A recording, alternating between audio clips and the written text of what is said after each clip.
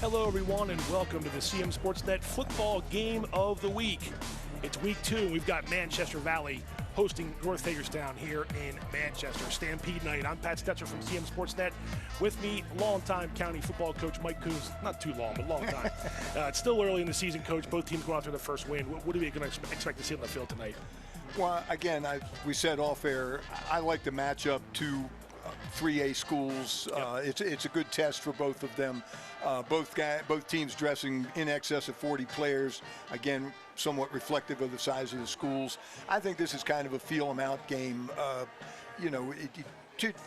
Week 3, week 4, before you really know who's who. Yeah, but this will determine some of that. It's a good start for sure. Absolutely. We've got some more pregame content to get in, but first we're going to hear a word from our sponsors. But don't go away. The game of the week is coming right back. Hungry? Genova's to go. Pizza, pasta, subs, and more. Fresh hot pizza right from the oven. Genova's to go. A mouth-watering cheesesteak just off the grill. Genova's to go. Fresh baked bread and plump wings seconds from the fryer. Genova's to go. Genova's to go carry-out, delivery, mobile device, and online ordering is available at all locations. Westminster, Hampstead, Manchester, and our newest dining room in Eldersburg for lunch, dinner, or any time in between. Genova's to go. There's a lot about Sarah and Tara that's exactly alike. They drink the same coffee, they have the same great job, and they both have a high-quality education. The only difference? Sarah spent her first 2 years at Carroll Community College, getting the same exceptional education, but at less than half the cost. So while Tara uses her paycheck to make student loan payments, Sarah can use hers for other things, like going out for coffee. Get started at carrollcc.edu.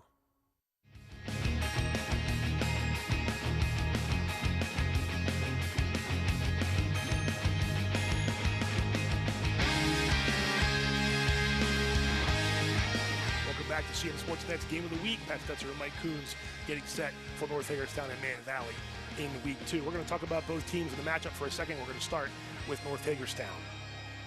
The Hubs are coming off a 27-20 loss to Tuscarora in week 1. They did go 3-7 last fall. Nathan Butts is the new head coach at North Hagerstown, but he's been with the program for 14 seasons, so he's definitely familiar with the Hubs.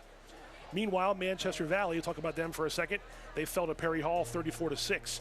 The Mavericks looking to get their offense going tonight under head coach Bernie Coons, who is in his 6th year as head coach at Man Valley. We had a chance to chat with Coach Coons earlier this week and talk about how the Mavericks are preparing to take on the Hubs and try to beat them for the 4th time in as many seasons. Let's go ahead and take a listen and a look. Coach, some of the takeaways from week 1, I know it was a loss in the books, but were there some positives you saw that you could build on going into week 2? Yeah, definitely some things that we came out of it. It was a close game to halftime into the 3rd quarter. Played 3 really good quarters against a really good team. Perry Hall's very talented, probably make a deep run in the playoffs. They did last year, had some returning kids, had some kids that we had to step up and guard and take care of. And we held them in check for the most part, but we just couldn't make some plays offensively. So running game got going a little bit, but not quite as much as we would have liked it. So hopefully getting the run game going, picking up a little bit more where it was, and then the defense staying strong where it was. And special teams did a pretty good job and was pretty sound as well. You guys beat North Hagerstown last year at their place. Now they come into your place for the home opener. What has to go well this week for you guys? You mentioned some of these things already, but what has to go well for Man Valley to get a win in front of the home fans on Friday? Well, I think we got to take care of the little things. Some of the stuff of working hard, practicing hard, executing and not shooting ourselves in the foot have got to go well. We can't turn the ball over. We can't have a turnover at the wrong time or a miscue of an offsides or a false start, things of that nature. So, they're big. They've got a couple good running backs. They got a good receiver. So, defensively we're going to have our hands full, but nothing that we can't handle, I don't think. But again, good kids that we'll have to keep in check. And then we got to maintain things offensively. Kids got to make sure they're communicating with the blocking schemes and things like that. We got a good mix of young and old, but again, right now is going to be key that we need to make sure that we blend that to try to get on back on the winning ways. take a look at some of the team stats going into this one. You see the records from last week, Coach 0-1, and Yes. both teams lost tough ones, 27-20. The Hubs lost to Tuscarora. Man Valley fell to Perry Hall. Man Valley's offense is going to want to get going here, and it's going to be a tough customer with North Hagerstown, and we're going to get back into this more. But before we do, we're going to pause for the national anthem.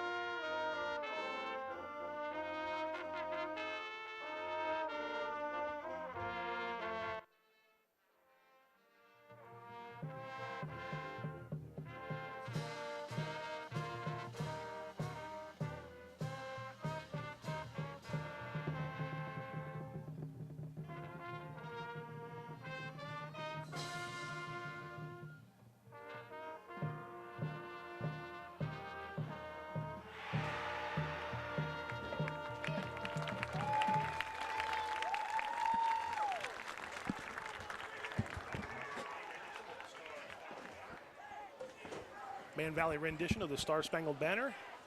And we get set in a few moments for kickoff. We can go ahead and take a look at players to watch for this game. A couple of guys from Man Valley we have as players to watch. It's two seniors who had solid games on defense last week. Crew Boog with 2 tackles for loss. Braden Fritz, 7 tackles in total, and a nice night punting the ball. Field position always going to be a crucial thing early in the season, and anybody that has a good weapon like that, Coach, can be a definitely difference maker on defense and special teams. Absolutely. The punt is a play that a lot of times I don't think young players understand. It's an offensive play. I mean, you're giving up a down to change the field position. And if you have a guy that can thump the ball, you can turn the field around pretty quickly.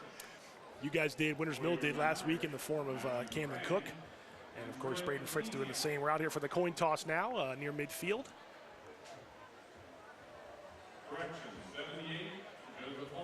Man Valley in the all-blue unis. North Hagerstown in the white jerseys and black pants.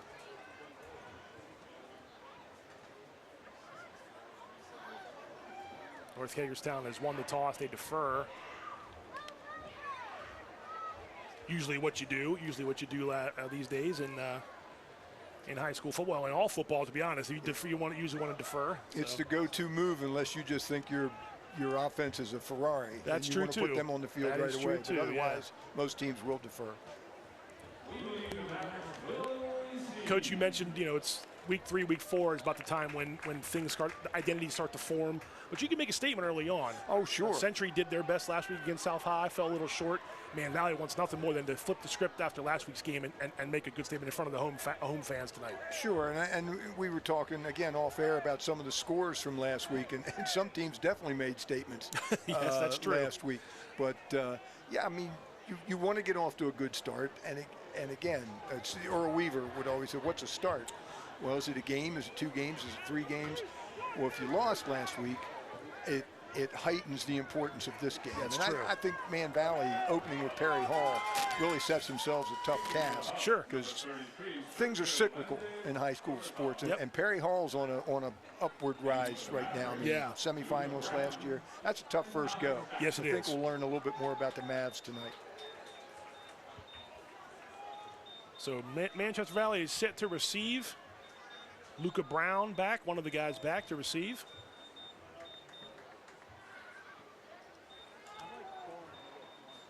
And they'll be going right to left on your screen once we get going here.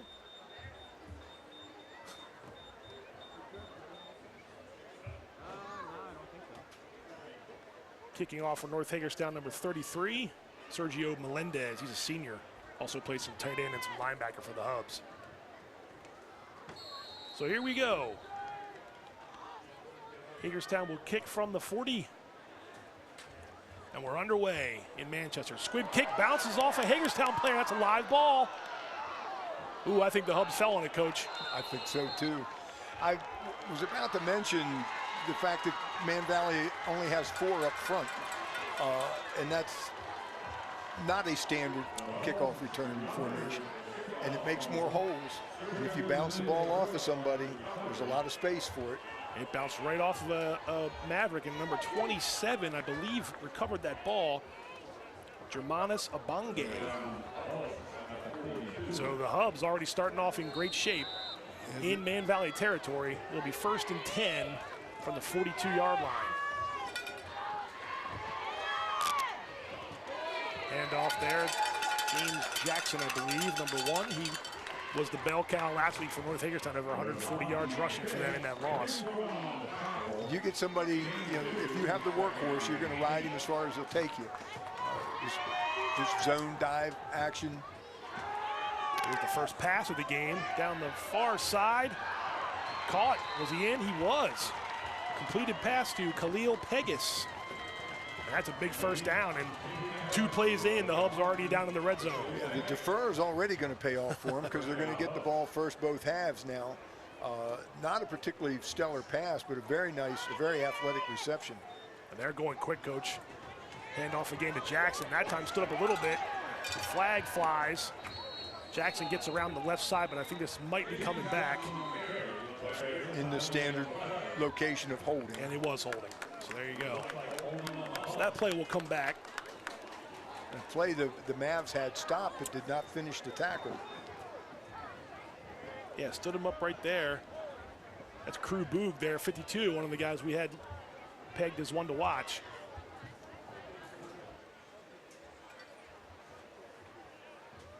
So they will back up 10 yards from the spot. That's high school rules.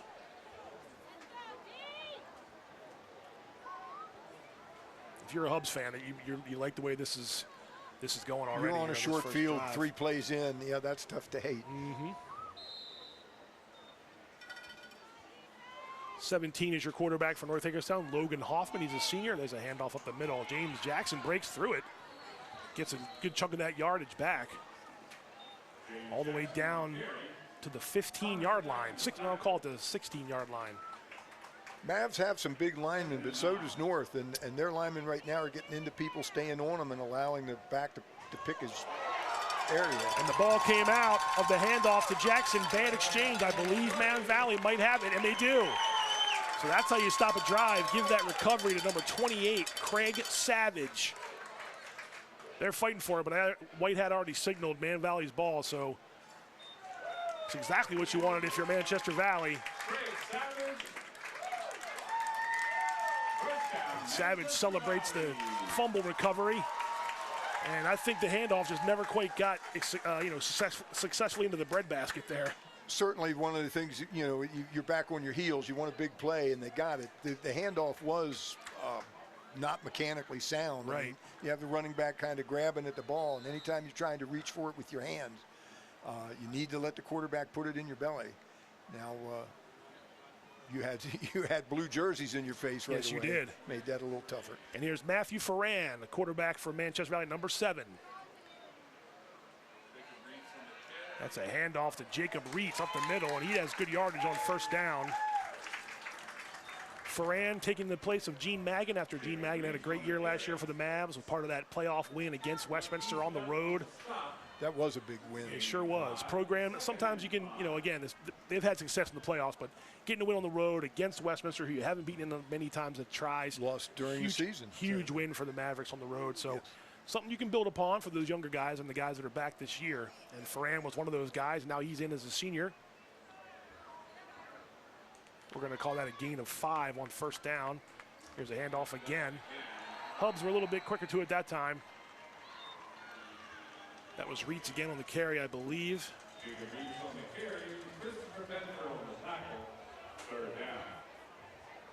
Nice job by number 9, Damian Thomas, off the edge, unblocked. For Hagerstown, yeah. So a 3rd and about 4. It's a long 4, but it is 4. Ferran comes all the way to the sideline for the plays. It's a long run back when you're past the hash marks, but it's interesting, the frontage. You're going to have your 5 tackle to tackle. The other people are going to put 4 and whatever number of linebackers. If you have a guy like 9 on the edge there and unaccounted for, he can get in the backfield and wreak havoc. That pass was intended for Walter Sally, a little high, and so they do stop the Hubs from penetrating deeper into the red zone, but they can't go much further on offense, so it will be a punt formation for Manchester Valley here. And here again is where your punter can be an offensive weapon for you. You gave them the ball the first time down around inside your 30, or around the 30. Right. You can get a boomer here and put them on a long field. It turns the odds in your favor a little bit. Ronnie Savage back to receive. Number 3 is a sophomore for North Hagerstown. This is Braden Fritz, 18. Will receive this snap for the punt. Gets off a good one high. Out past midfield, takes a nice Man Valley bounce there, and will come to rest just inside the 35. Not a bad punt from Fritz. Well, not a boomer, but high enough that they could cover it, and there's no return. So you'd rather have them on their 34 than your 34. No return's a good thing. That's true, right. I'm not good at math. That's a pretty easy, simple math problem right there. And so Hagerstown's second drive here starts at its own 34-yard line. And again, both teams featuring big offensive and defensive linemen. Yeah, there's going to be some collisions. We talked about it pregame, just some of the size. There's handoff again to Jackson. Oh, Mason Man miss. And Jackson's down the sideline. It's a foot race. Oh, he stays in bounds. He's going to go in for the score. Couple shots at him, and you're not going to tackle him high. Connor Stack tried it down around the 20, and Jackson bounced off him for a 66-yard touchdown. And the first statement goes to the Hubs of North Hagerstown. Yeah, if they keep trying to hit him up there around the shoulder pads, he's going to have a big night. Well, he had a big night last week in that loss, and Stack had a beat on him right around the 25. Right? Not going to get him tackled there, Coach, right? Nope, not with the arm up around where it says North. You need the shoulders down around where it says Under Armour there on the pants. Big Declan Earhart also tried to track him down. 57 you saw for Man Valley. So this will be the point after attempt with 8:51 to go in the first quarter. And North gets the big break early, doesn't do anything with it. And low kick, but I think it's good, yep. Turn around and make their own big play. They sure do. 8:51 remaining. North Hagerstown 7. Manchester Valley nothing. Even after the decent punt by Fritz. One play, 66 yards. Yeah, they gave away their advantage there, that's for sure.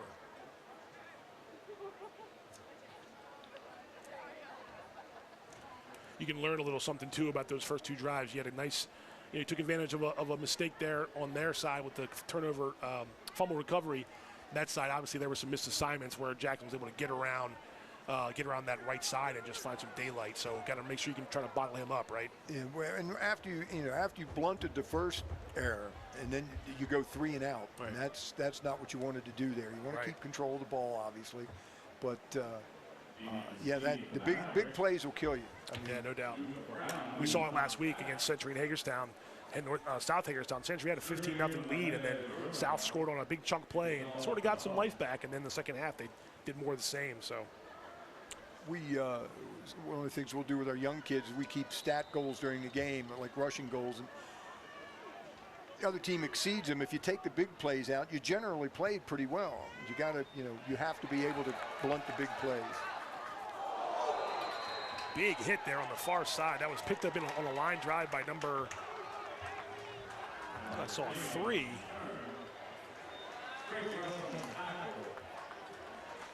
Don't have a 3 here. Number 3 is not listed. He might be down at the bottom. There's a couple guys with no numbers. We'll try to get it, but was a nice job of fielding the kick. You want to field the kick. I mean, that's, again, talk about team goals. I mean, one that everybody has is field all kicks. Ball hits, it's 15 more yards for the opposition. Sure. It was a nice job of fielding it. He got it up the field. They're outside your 35. This is decent starting position. I was just going to say, solid position. Out past the 35. 1st and 10 for the Mavericks. There's a pitch in the backfield. Ooh, just good job by It's a good job by Stack just to avoid a tackle for loss, and I think that might have been number 9 again. Damian Thomas. Yeah. has been he's been a difference maker already. Bit of a wrecker here in this first quarter. Yes, he is put the stops on 2 plays. Yeah, credit Stack to get it back to the line of scrimmage. You really maybe got a half a yard, but it'll still be a 2nd and long here as we approach 8 minutes to go in the opening quarter.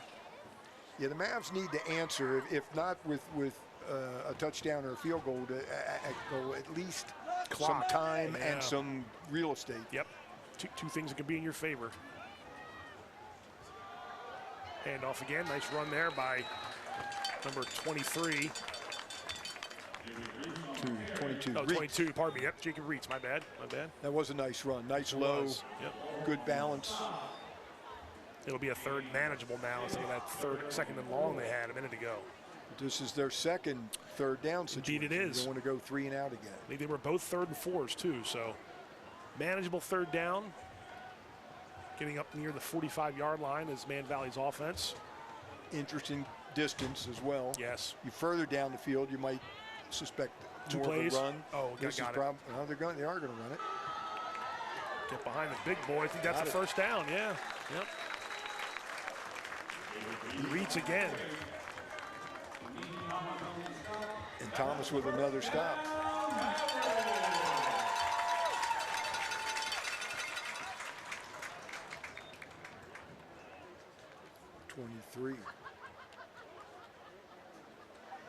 So Jacob Reitz with a good start, and he got the first down for Manchester Valley. Good job again by the big boys up front. Cleared him enough of a path. Good hard run. And up to the 49-yard line. Keep the ball on the cusp of positive territory. There's Reitz again. And he's pushing it up past almost down to the 40-yard line. I think they're doing a nice job of taking that to the right, too. I'd be interested to see if they come back to the left, because Means has kind of staked that side of the scrimmage as his own, but they're finding some success on the other side. Yeah, we're all the way down to, that was a 9-yard gain there for Reitz. We're down to the, let's see, we got maybe somebody had to come out for equipment or blood or something, but somebody's going off the field, and now we can restart. Second and Amari Murray left. He looked like his arm was bothering him. Okay. I like the 3rd and 4 run. I mean, that's a little bit of a dominance situation. Another handoff to Reitz. They're finding some holes. Came back this side this time and got Means blocked, and now they're starting to get it in chunks. You got big boys up front for Man Valley. 77 Colton Nunn, 58 Jake Robinson. We mentioned Earhart, he's got some size. And Crew Booth, of course, is the big guy up the middle, and that was another 1st down for Man Valley. So they want to run the ball, Coach. They definitely, and North Hagerstown's got some size too, but yes, like you said, big on big. They're moving those big guys. I mean, there's a couple guys over there in the white that are 270 plus. Oh, absolutely.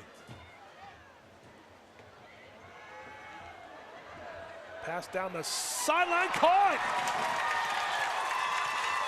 Luca Brown, let's see, did he stay in bounds? Looks like he did. Nice throw by Ferran and a nice catch from Luca Brown. Excellent throw. Put it right on him in stride. Right on him indeed. There was pressure coming on the blind side as well. Ferran stood in there and delivered a strike.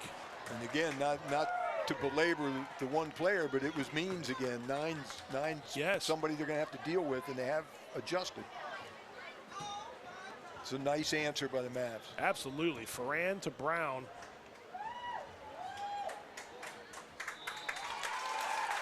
Braden Fritz's PAT is good.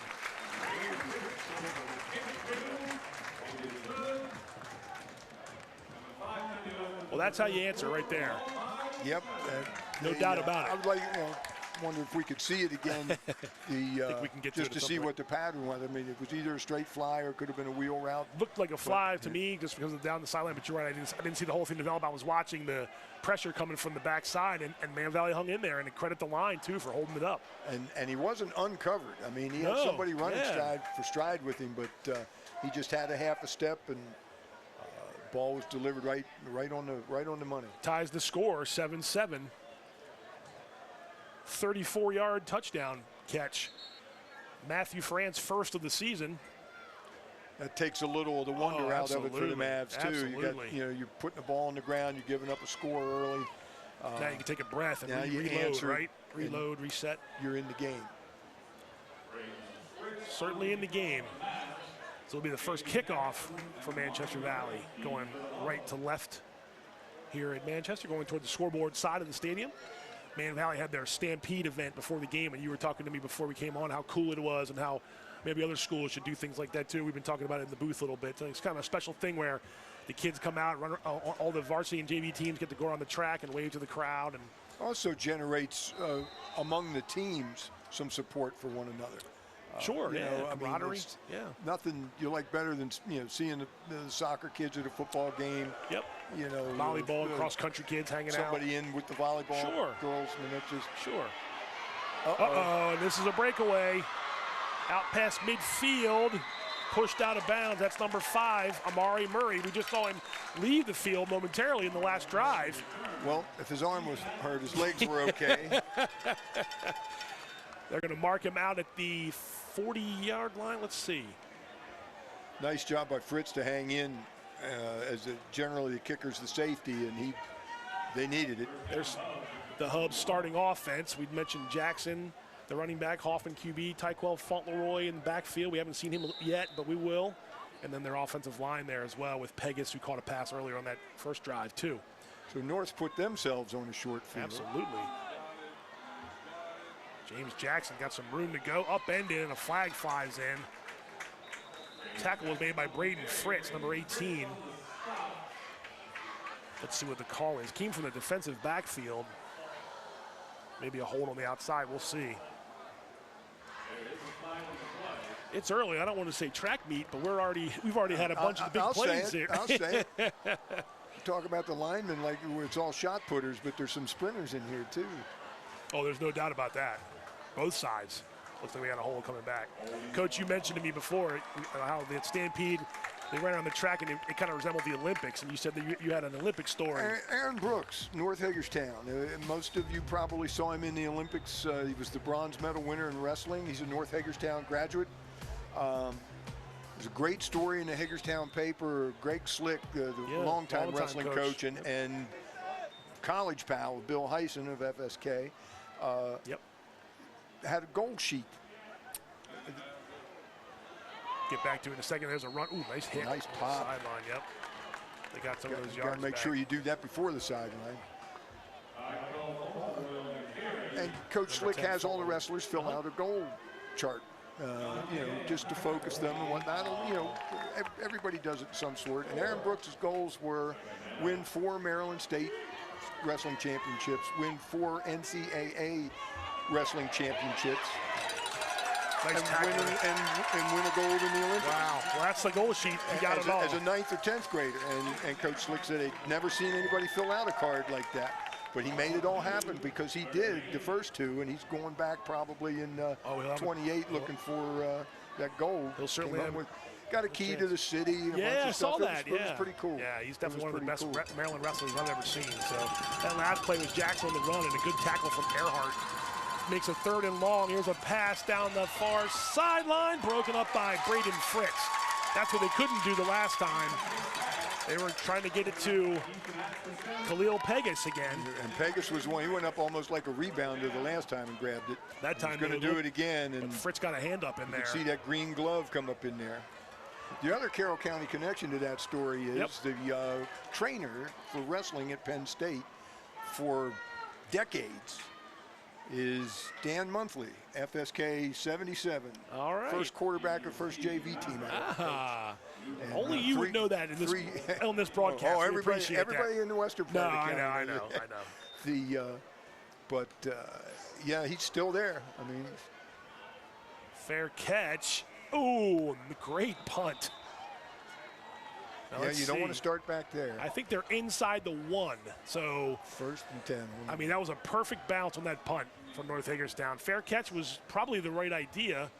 Don't want to pin him. You don't want to pin yourself. Here's Man Valley starting off. Yeah, this is Ferran and Reitz. I mean, There's your I'm big quarterback sneaking it out of here. Yeah. I'm sorry. Well, get behind those guys. Boog, Turner, Earhart, Robinson, and Colton Nunn. You could do worse than get behind some of those big bellies, or big bats, I should say, and let them go. So, Just to finish up, Yeah, go ahead. Dan Monthly was a three-sport excellent in all three athlete at Key. I believe he wrestled at Salisbury. okay. And went to Penn State and athletic training and whatnot. Got a job there and has been there That's probably great. since the 80s. That's great. He's still going, huh? Still going. Awesome. Oh, That helps you. Now wait a minute. That helps Yeah, you. I was going to say that. I didn't see a flag. Looked like North Hagerstown jumped over, but the referees let it go. Waving it off. Maybe they're saying, my bad. Let's see. Hold on. There's a flag in the end zone.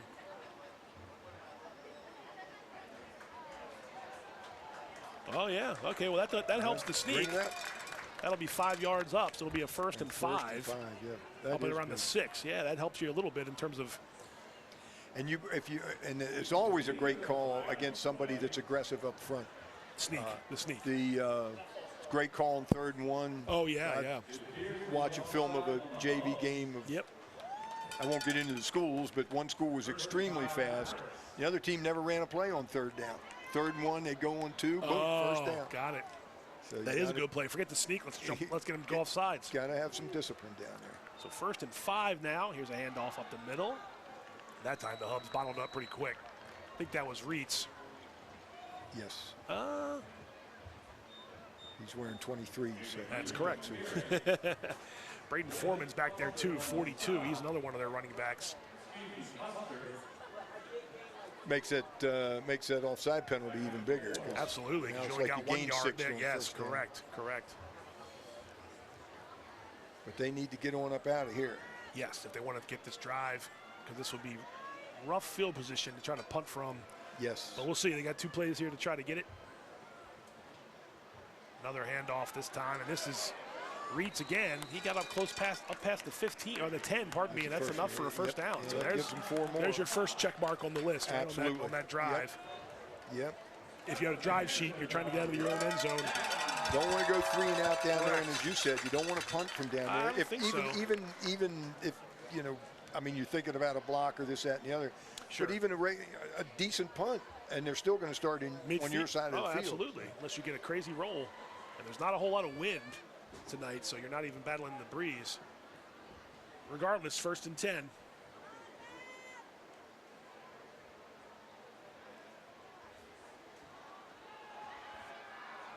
There's a little pass out there caught by number 2. That's Troy Letezia, tight end. Like that as well. Yep.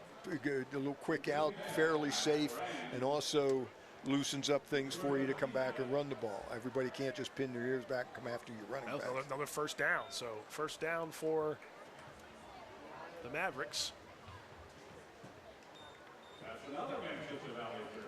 Yep. They said they had to get out of that mess. So far. They're in usable position Oh, now. now you're up past the 20-yard line, up near the 25. And they've mixed it up, too. It hasn't just been run. Yes. Yeah, they can't roll up on you. Receiver in motion, and we'll pitch it to Brown. Don't think he's going to be able to outrun those guys, and they don't. He got a couple. He did. That was 9 again. You mentioned his name a lot. Damian Thomas is a force, and somebody had him occupied early enough to get the edge. Thomas got him, but there were 4 yards gained. There's the starting defense for North Hagerstown. We have already mentioned Damian Thomas's name a bunch. Amari Murray down there, one of the defensive backs, Ronnie Savage.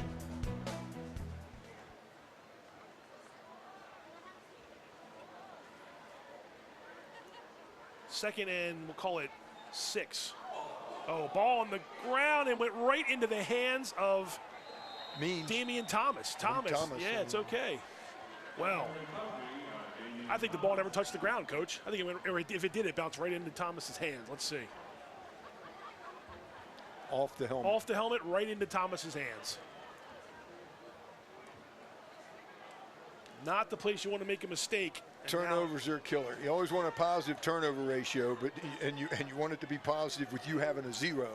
Like 3 for them and none for us is what you're looking for. Hagerstown starting at the 20. This is Jackson. Couple yards there that time. Getting a little bit more of a bead on Jackson. Walter Salih was there to make the initial tackle. They couldn't get him corralled in the first go-round, but tackling a little better. I'm looking at one of the linemen for North High. 78 is Joe Holt. He's a senior. He's listed at 6'3", 375. And there's the ball on the ground again. Oh, I think the Hubs fell on it. That's the third time tonight so far. Yes. One of them was recovered, and 2 of them have been turnovers. So I don't know if they practice on Saturday, but Saturday or Monday, I know what the running back coaches for both these teams are doing. They're doing handoff drills all day long. Yeah, Jackson never quite had it, and the ball was on the ground there for a good second or 2. Can't reach for it. Cannot reach for the football. 3rd and long, nice tackle there. Pass was completed. Tackle made by 25, John Day. John Day closed quickly. That's he sure nice did. job. It's going to be 4th and we'll call it maybe 10, back to the original line of scrimmage. I think the catch was made by 10. That was Fauntleroy again. And they have the offense on the field. Not a lot of high school teams that can kick 35, 37-yard field goals. Good pressure there by Earhart. Incomplete pass. Yeah, Hoffman never quite could establish his receiver. Actually, the closest guy there was Walter Salih from Man Valley. Good pressure there by Earhart. And when he threw it out of the try to harm's way, the closest guy, yes, Salih. Great job by Man Valley to hold him there. So that's 2 times that North Hagerstown they capitalized on the first one, but I know they didn't know. Both times Man Valley held him. Not my mistake. Correct. There was that long touchdown run that Hagerstown scored. When they had the good fortune to have them down here when things went south. Yeah, right. The one time you thought it would be okay. Closing seconds of the first quarter, and Man Valley will take over again on downs, like Coach said, at the 20-yard line. Yeah, somebody needs to hold on to the ball here. I think both coaches could say that. There's a give to nice cutback. It's a good cutback. I was just going to say the same thing. Good job by Jacob Reeds. He's been toting most of the care. Oh, nope. It is hard to see some of those numbers. That's John Day, 25. 23 and 25 are close together there. That's going to be the end of the quarter. Again, a good start there for the drive. I'm not campaigning for Thomas for all world or anything, but he was blocked early on that play and was still in on the tackle. Well, he's had a good first quarter for sure. He's been a presence. We've reached the end of the first quarter where your score, North Hagerstown 7, Manchester Valley 7. Initial thoughts other than the Thomas show for North Hagerstown? Well, just done a good job on defense. Hold on, Coach. I'm cramping up. Cramping up. He's cramping up. That's what happens when you get older. That's all right.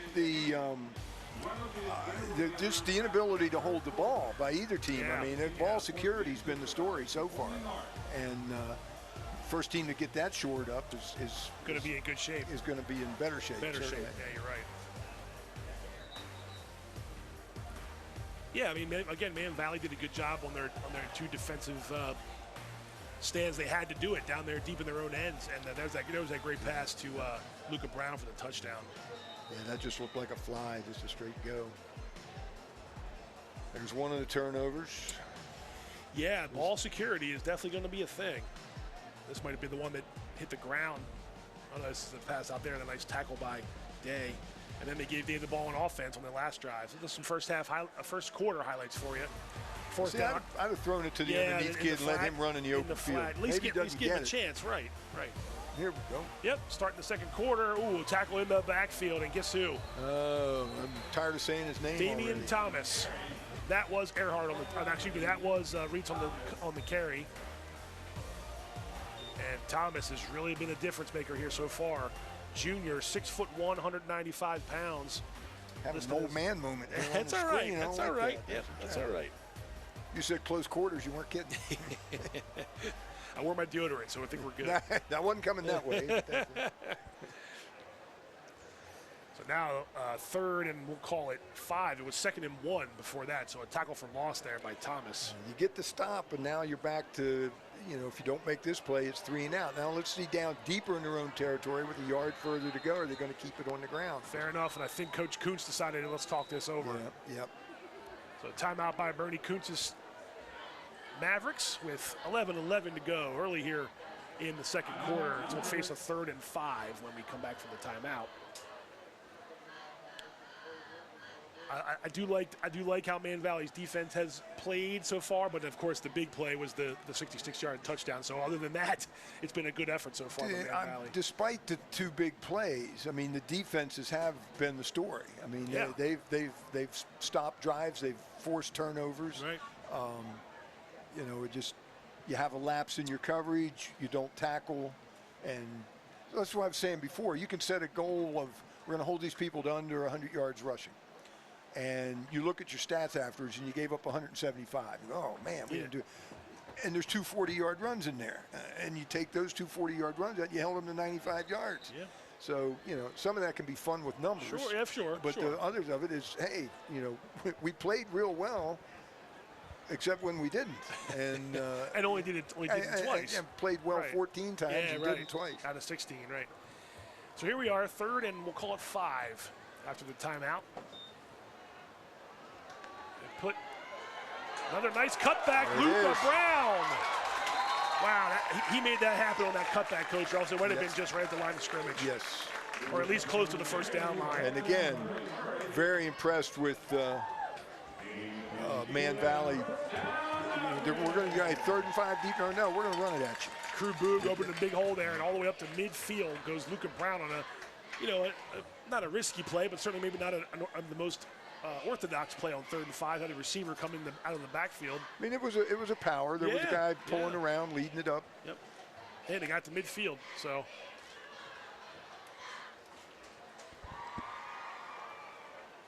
Now, am I right? This drive started at the 1-yard line, correct?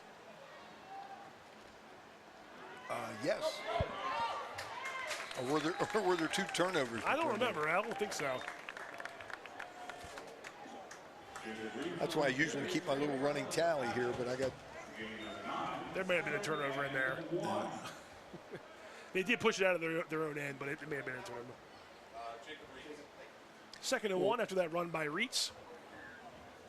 Well, if in fact this is the same drive that started at the 1, this has been pretty impressive. I don't think it is, but I know they got out of the end zone for sure. But you're right, the turnovers have gotten me confused. I got to buckle up here. 2nd and 1 from the 41. They're in North. Second game for you too. It is. I know it's early in the season. And by the way, they're in North Hagerstown territory. Little screen pass. Oh yeah. Reitz tried to haul that in, but that would have been a tough one. Yeah, and I don't know that they had it. I mean, the idea of the screen is you get all the rushers upfield, then you have a wall in front. Now, they did have blockers there, but they had defenders there also. So here we are. Again, I like that on 2nd and short, though. Get a kind of a game-breaker play. And if it doesn't go, you have 3rd and short. There you see Matthew Ferrand, 2 out of 3 for 45 yards in the touchdown. 3rd and short.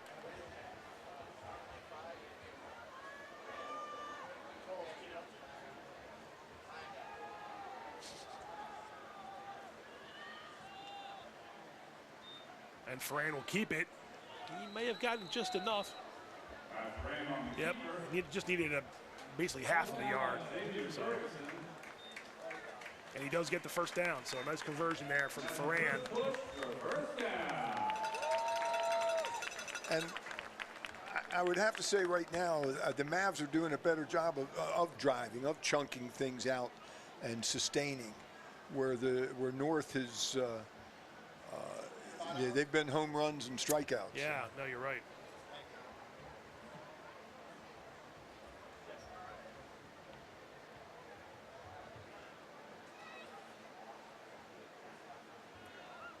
Another bumbled snap. This time Ferrand falls on it. Yeah, I couldn't tell if he lost it after the snap or it was the snap. It looked like he was coming out of there with the snap, yeah. And he just lost a handle on it. But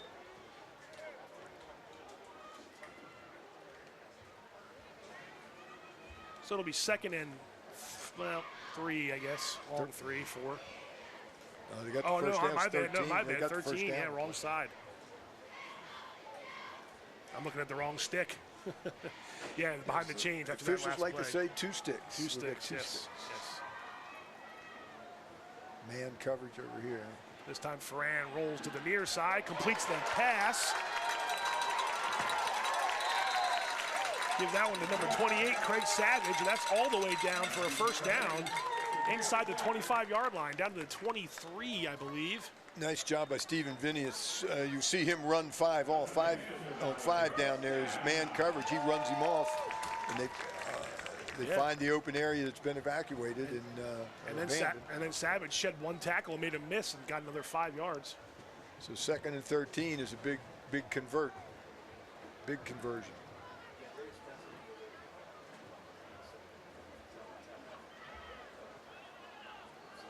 Pitches to John Day, a flag flies. Day does get some positive yardage, but it may be coming back. They ran it to Thomas's side, and I have to imagine if it was holding, he was the one being held. Just a guess. You might be right about that, Coach. Because they've not blocked him very well.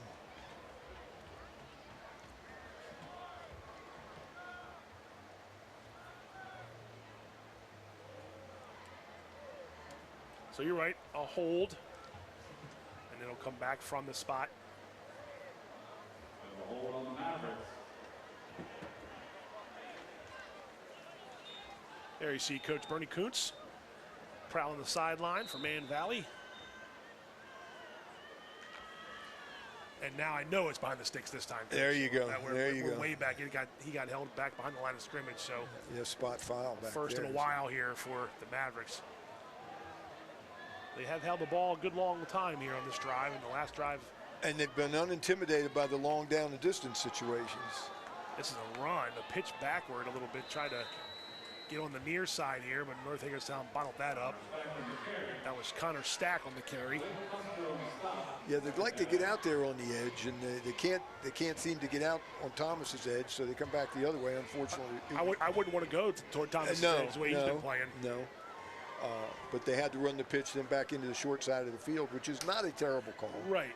No gain though. So. But it was not very effective that time. It was not.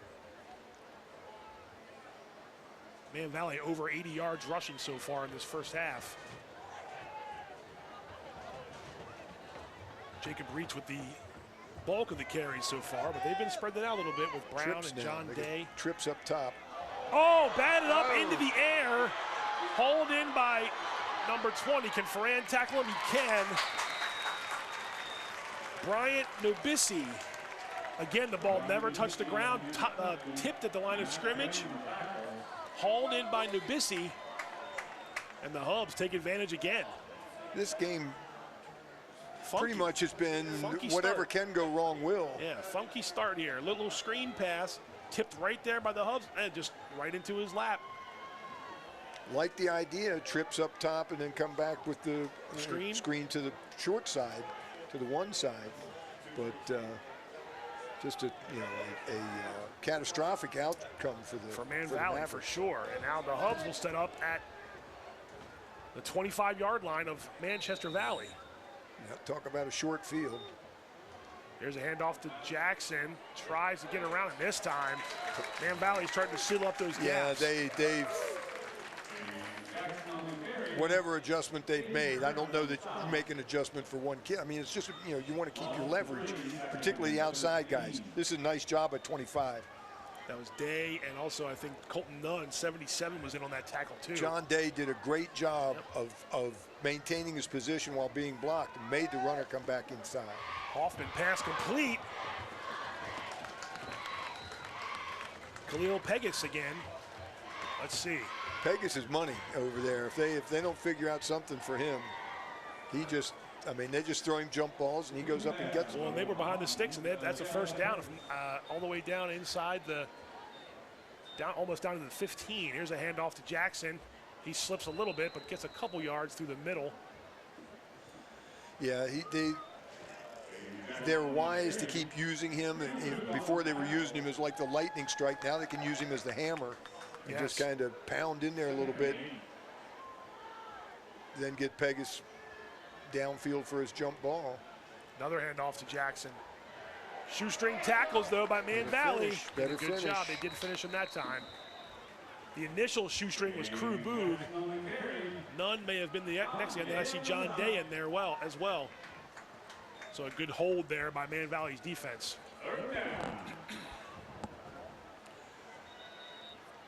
And the timeout on the field as maybe one of the Man Valley players is a little slow getting up. I think that's Crew Boog coming off, so let's hope he's all right for the Man Valley side. Good job there, though, to get around those feet. You got to wrap him up. You got to wrap him up. You're not going to bump him down. You're not going to grab him up top. You need to tackle him. It's the third, and we're looking like it's going to be about 11 or so. Yeah, I'll say third and 11. Sticks? Yeah. Okay. Well, I'm wondering where Pegasus is. And there he is, and they tried that exact same play, and that time it might have been a little high. Good defense from Day and Braden Fritz.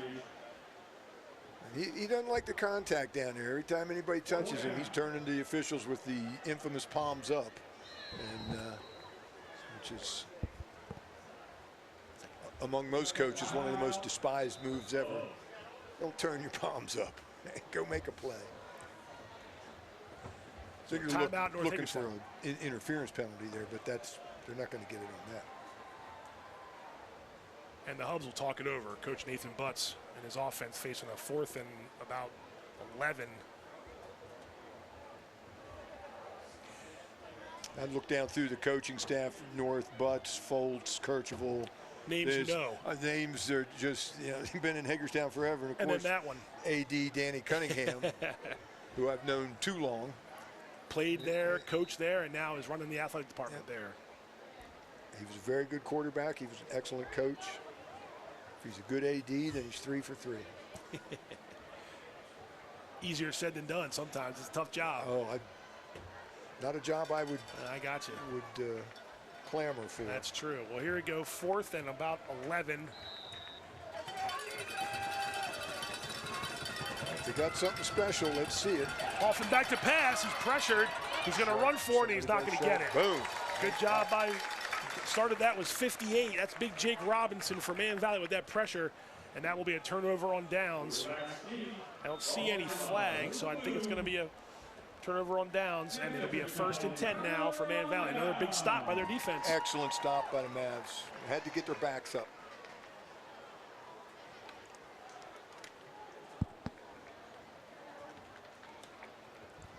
But here again, back on the long field. That's a long slog to get that thing up there 86 yards. I think they're around a 14.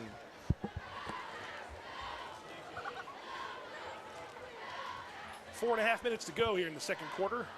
And Man Valley's offense. 4.5 minutes to go and 80-plus yards in front of Yes, I was just going to say, facing a long field here, but their defense has gotten them a chance a couple times. This is Reitz on a handoff. Makes one guy sort of miss a little bit, gets a couple extra yards. Looks like a helmet came off for North Hagerstown. 44. Ben Stefano, he'll have to leave. For at least one play, right? Yes.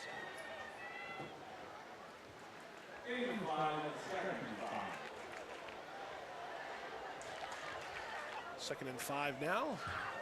4 minutes to go in the second quarter. Both teams used a timeout, so they have 2 left.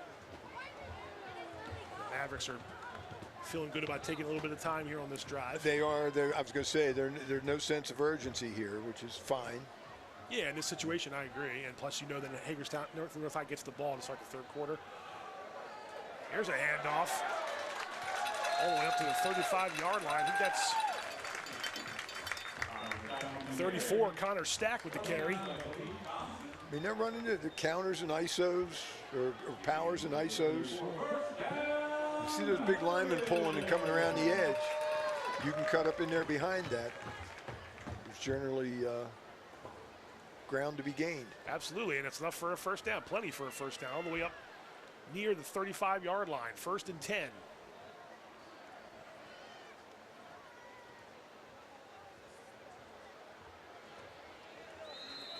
Trying to follow Jake Robinson there on that play was Stack again, I believe, 34. Positive yards on first down. And having a little more success with their power, when they're bringing linemen around it kind of gets North moving a little bit, and those big guys get moving, and then you can use their movement against them. You try to dive, and you don't, if you don't beat them right at the line of scrimmage, there's not going to be much yardage to be had. 2nd and 6. Another handoff.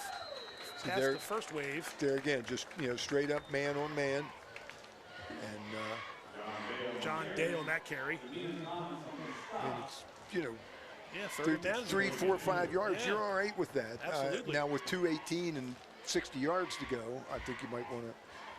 But I think they'll come back. They're going to throw it. They're going to run a counter. If they have a reverse. Now, I would hazard a guess to say team speed-wise, North probably has the advantage. So maybe the reverse, unless you just really get people going the wrong way, may not be that great of a call. And off again. That's close to the line of scrimmage. Might be may not have made the line to gain. We'll see. It looks like he needed to get, nope, gonna give it to him. 1st down. That was John Day, number 25 on the carry. He got just enough. Not only do I like how the coaches are handling this, I like how the kids are handling it. You don't see kids out there jumping around, going nuts, give us a play, give us a play. Yeah, true. They're just in and out of the huddle doing their thing. They got 90 seconds now and counting in this. And they look like they got some. And that was, let's see, no flag. It looked like they direct snap to Ferran, and no one else went. Ferran went, and nobody else did, I don't think. Hey, he got a couple yards out of it. I was going to say, if nobody jumped off sides, you're fine. Looked like they had a wide out covering up a tight end there.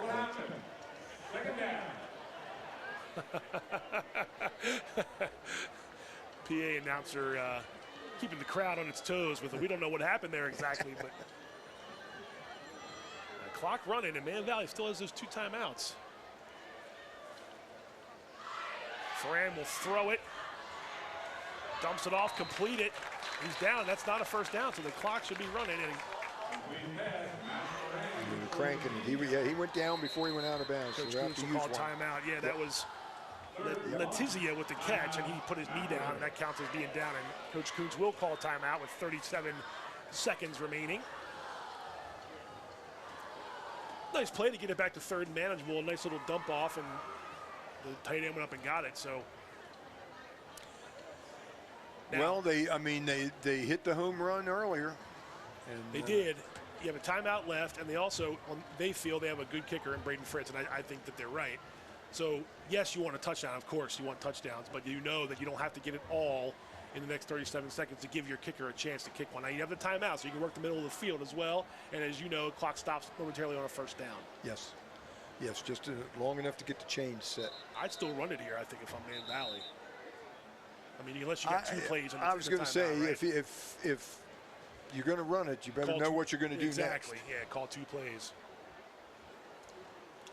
Now, as you said, if you get the 1st down, you'll get a little bit of a time break. But just a little bit, right? Oh, very little. They want to go quick. Very little. Yeah. Well, here we go. 3rd, and we'll call it a long 1. Really, it looks to be about 2, and Ferran will throw. Pressure. Ferran gets away from the first man. Throws it out, completes it. Get out of bounds. Well, Luca Brown, he will stop the clock, but he had a chance to get out of bounds. Now let's see what they do. As soon as the ball's spotted and the chains are there, the clock will go. And there we go. So 25 seconds. Ferran throwing again. Going down the sideline out of bounds. That'll stop the clock. 16.3 to go. How many timeouts do they have? 2, I think. 2. Oh, now 1. We're down to 1 okay. now. Yep, I think we're down to so 1. The timeout, the sideline, they can run 3 plays here. And you could still run it with a timeout. Yes. And again, I'm not saying they will, but yeah, because if you get close enough to kick a field goal, you can ground the ball. Pre-game we saw Braden Fritz connecting on 30-yard field goals. So yeah, I still think he would have been better served to get out of bounds there, because then they would have had the longer time. I'm sorry. So you were right. I agree. He got some more yards after the catch, but getting out of bounds saved him about 15 seconds here. So Ferran to throw again. Can't get sacked. Can't get tackled. And that one is completed and out of bounds. Walter Sallee, 7 seconds to go. Oh, wait a minute, there's a flag. Flag falls right at the line of scrimmage. And that's not good if you're the offense. No, that does not bode well. Sallee caught it and did get out of bounds. But hold up. And Valley's moving back, so I don't like the sound. That's a shame. I thought we were going to be able to discuss should they run another play before they kick the field goal. But yep. Might not have the luxury. Yeah, may get to run 2 plays here quick, but unless the first one gets them close. Well, he's already marking it off, so he's holding. Field goal was. Oh, nope. Eligible receiver down the field, right? Well, that's what the running around does. Or actually, was that legal forward pass? No, you're right. Legal forward pass, I think. So he lost it down. So was he across the line of scrimmage? He must have been across the line of scrimmage, yeah. Right. Yep. This is the legal man downfield touching the head. Behind the back, I think, is legal forward pass. So I think all that went out the window just now about whether they're going to go for 2 plays. Yes, yes. Now, could you get something to the sideline in about 7 seconds? You could. And then maybe just have a chance to throw it in the end zone. You still have the timeout, right? So you can go over the middle. That's true. You can't do this very long, though. Oh, that's out of bounds. Or excuse me, incomplete. Trying to get it to number 3 again. Well, you're going to see, you can see the coaches signaling it there. They're going to line up this time. There's going to be 5 guys standing back there at the 5-yard line. I think so, yeah. And then there they go. You're right. The Hubs are retreating with 1.2 to go. Half a mind just to run a draw here and call it a day? I'd throw it down there. Okay. I mean, Fran can get there. We saw it already, so. I mean, you're going to be able to protect the quarterback. They only have 3 guys up. Right. That's true. Throw it down there and bat it around. But if they intercept it, you better be tackling somebody. So Ferran will throw it out here in the flat.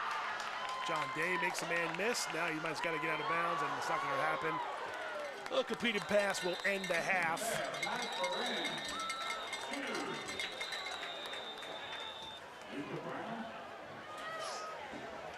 A little extracurricular there, but not a good place to do it in front of the other home team's bench. True. But no flags thrown. Looks like everybody's going back to their separate sidelines, and we have reached halftime here at Manchester Valley, and we've got a tie score. North Hagerstown 7, Manchester Valley 7, as the teams will retreat off to the side, talk things over, and Coach Coons, you and I can talk about what we saw in this first half. Some quick thoughts from you. I feel like defense has sort of led the day. I think we saw a lot of good football, but then some, interspersed with tragedy. Yeah, it's true. That's true. But no, both teams, they have a plan. You can tell what they're trying to do. You can tell who the go-to guys are, and it's right now. It's like 2 guys standing there toe-to-toe slugging it out. So we'll see in the second half what adjustments are made. Yeah, through the first 24 minutes, right, we're all tied up. When we come back, we'll have some highlights from the first half, and we'll have some more halftime show for you. So don't go away. The CMSportsNet Game of the Week coming right back.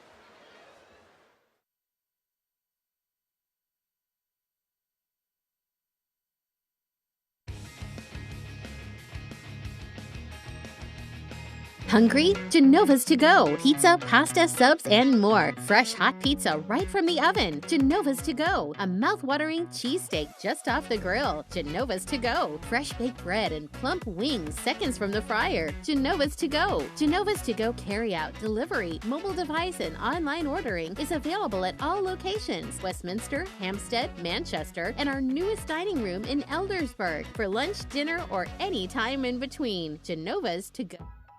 There's a lot about Sarah and Tara that's exactly alike. They drink the same coffee, they have the same great job, and they both have a high-quality education. The only difference?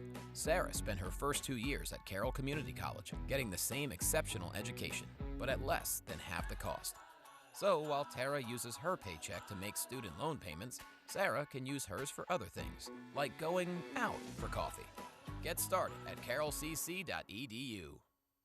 Skill, dedication, leadership. Just a few of the things it takes to be named CM Sportsnet's Athlete of the Week. Hi, I'm Pat Stoetzer. Each week, CM Sportsnet recognizes an outstanding player for their contribution to their sport. Meet some of Carroll County student athletes and join us as we celebrate their performance, impact, and outstanding accomplishments. CM Sportsnet Athlete of the Week is brought to you by Barnes Bollinger Insurance and by Raising Cane's.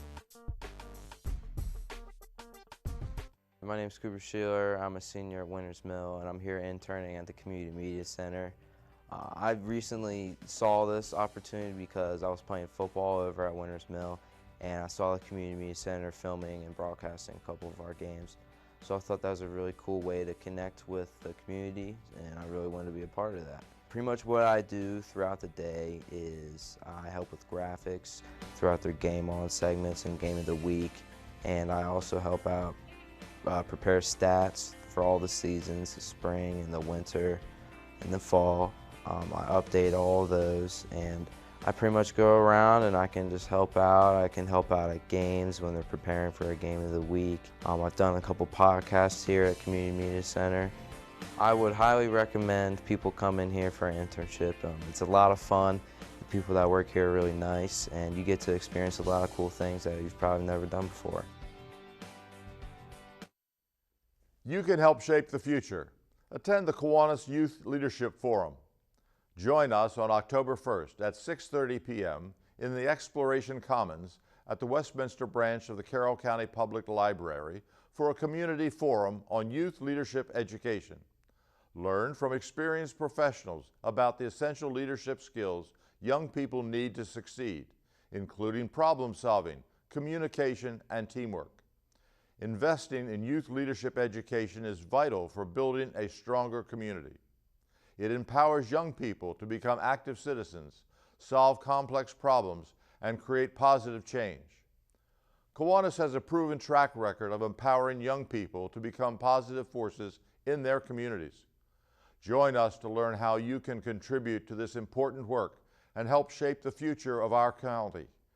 Kiwanis invites you to be part of this inspiring community event. Your participation will make a difference in the lives of young people.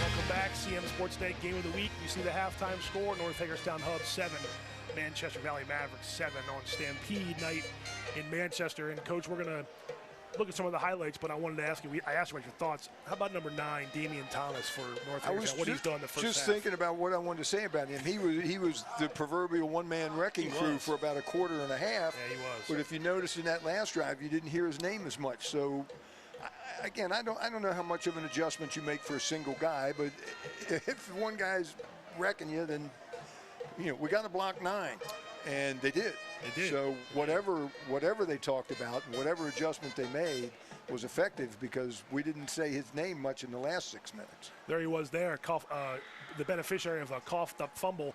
How do you talk about the turnovers if you're both coaches? Because both teams had to deal with a couple turnovers in the first half. The more egregious ones self-inflicted are just a matter of not exchanging the ball correctly. Now we saw Man Valley have a little trouble with the snap at one time. You bobble in the snap, then you're not going to get a good handoff. But mostly, particularly on North's end of it, it seemed like you had running backs anxious. And if you grab at the ball, you're going to get fumbles. Now, the interceptions and whatnot, they've just been balls popping up in the air. Yeah. Well, two of them, I think, where the ball just never hit the ground and went right to the – I think actually here's one coming up right here. You see the highlight. Man Valley was on the move here.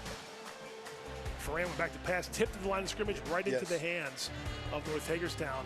Yeah, that's just a heads-up play by the defender. In fact, he was being blocked. He was. And the blocker came off of it and figured out, I got my 2003, I'm going to release and get upfield. He was almost on one knee when he caught the ball, so for him, and then nice catch here. That was the one where we thought Luca Brown should have opted to go out of bounds, but he didn't anyway. And there's your first half, and again, 10 first downs to 3 in favor of Man Valley, and the rushing yards are pretty even as well. And there's the turnovers. 4 after last week's game of the week. We had none. Yeah. We have 4 here in this game. So, but I mean, look at Man Valley well over 200 yards, and North back around 120. But there's been a lot of offense. Big first downs. I mean, that's pretty remarkable. Yeah. I mean, Man Valley has shown the ability to grind the field a little bit, where North has hit a big play, made a good defensive play. And Man Valley's defense has kind of risen to the occasion, I would say. Yeah, and I was going to add that a lot of those first downs came in like those 2 longer drives. Man Valley they kept moving the chains on those thirds and shorts, so the first downs got picked up a little bit. And I think that stuff's huge. I mean, you wear the defense down, you gain confidence, you're moving, and you can wear a defense out. If you can't get off the field on third down, right, it's extremely aggravating. Man Valley's band is entertaining the crowd here at halftime. We've about 7 minutes or so to go before we get back in the field of play with action. North Hagerstown warming up a little bit on the sideline there. So if you're both these teams coach and you're talking to them at halftime, I think you obviously want to stress the positives and hopefully not cut down those turnovers. But again, we go back to our pregame show. It's early. It's week 2. We want to make a statement. Both teams can say they've made some statements on both sides of the ball. Yes, they have. And as you prepare for the second half, North's going to get the ball. Right. They're going to want to. You always want to come out and do something with the ball, but they have the advantage of having the first possession. Both halves. See if they can do anything with it. Man Valley, on the other hand, hey, we've stuffed these guys the last couple times. Let's see if we can.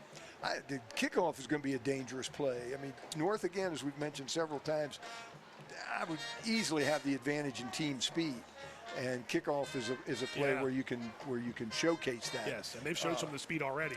So let's if I'm Man Valley, let's get down the field, get them tackled inside the 30, and make them work, because we've had success when they've had to work at it. Some other games going on tonight. Friday night football games here, week 2. Winters Mill, the one Coach Coons has been trying to keep tabs on, all the way out to the eastern shore, Seaford, Delaware. They kicked off earlier today. Francis Scott Keys at North County, Westminster at Frederick, Lincoln North South Carroll, Century at Cambridge South Dorchester, and Liberty home against Boonesboro. Those are the games involving Carroll County teams. We can go ahead and take a look at some of the stat leaders if we have them. If we have some stat leaders as of entering play in week 2. The only team didn't submit to us was Liberty. So we do have some CCAL stat leaders. Here's our passing leaders after 1 week, and we saw Jake Dexter last week with 180 yards in week 1, a close loss to South Hyde. Jacob Betzler had a good game with 2 touchdowns. FSK got the win last week. We have the rushing leaders next, and JT Ferguson again, big game for Century.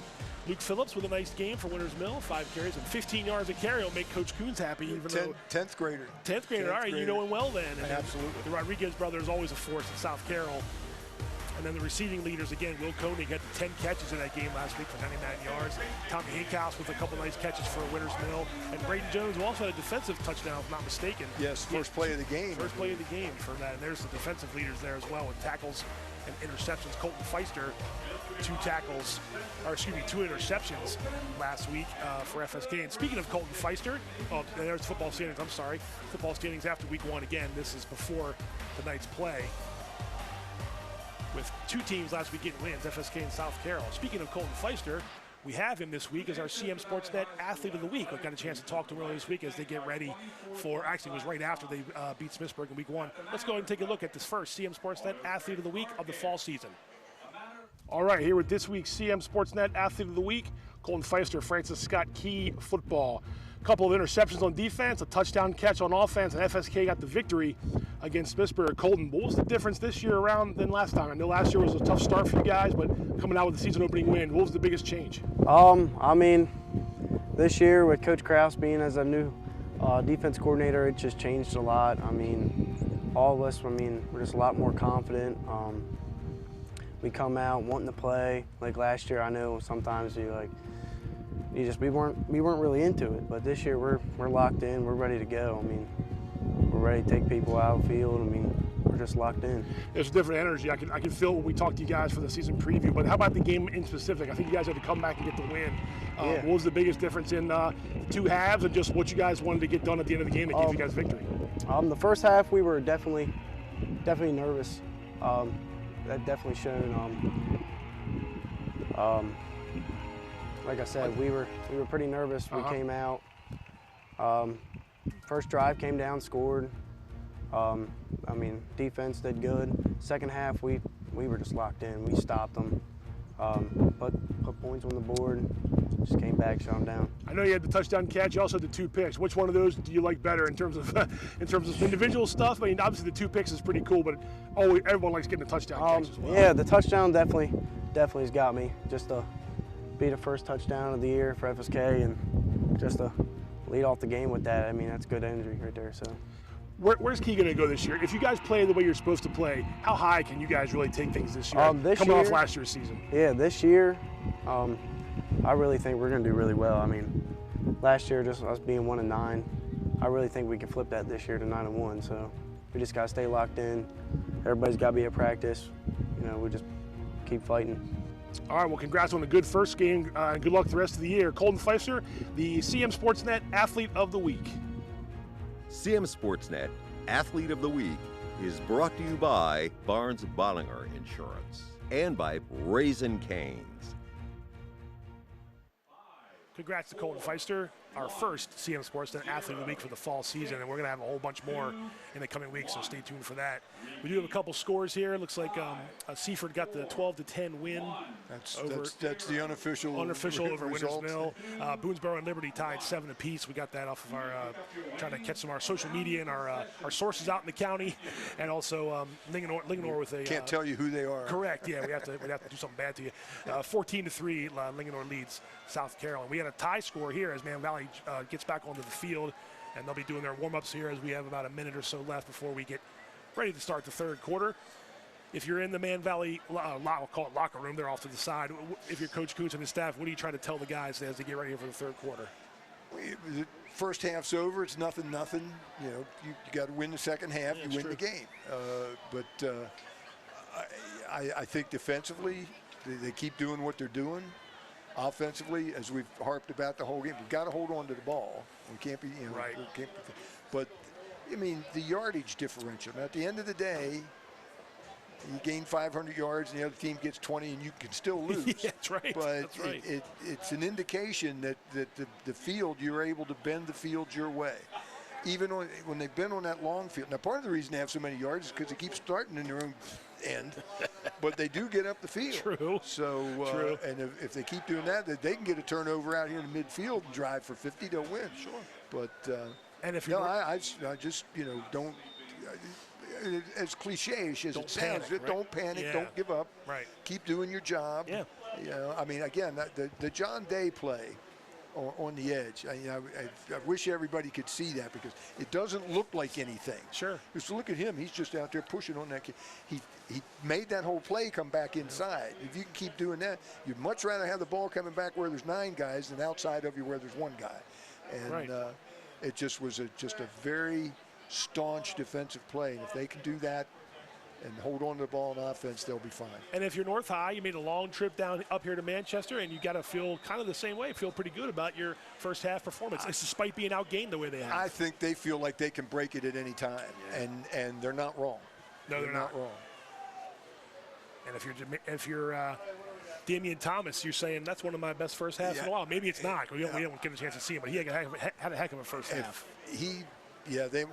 They accounted for him well at the end of the first half, as we said, and they're going to need to continue to do that.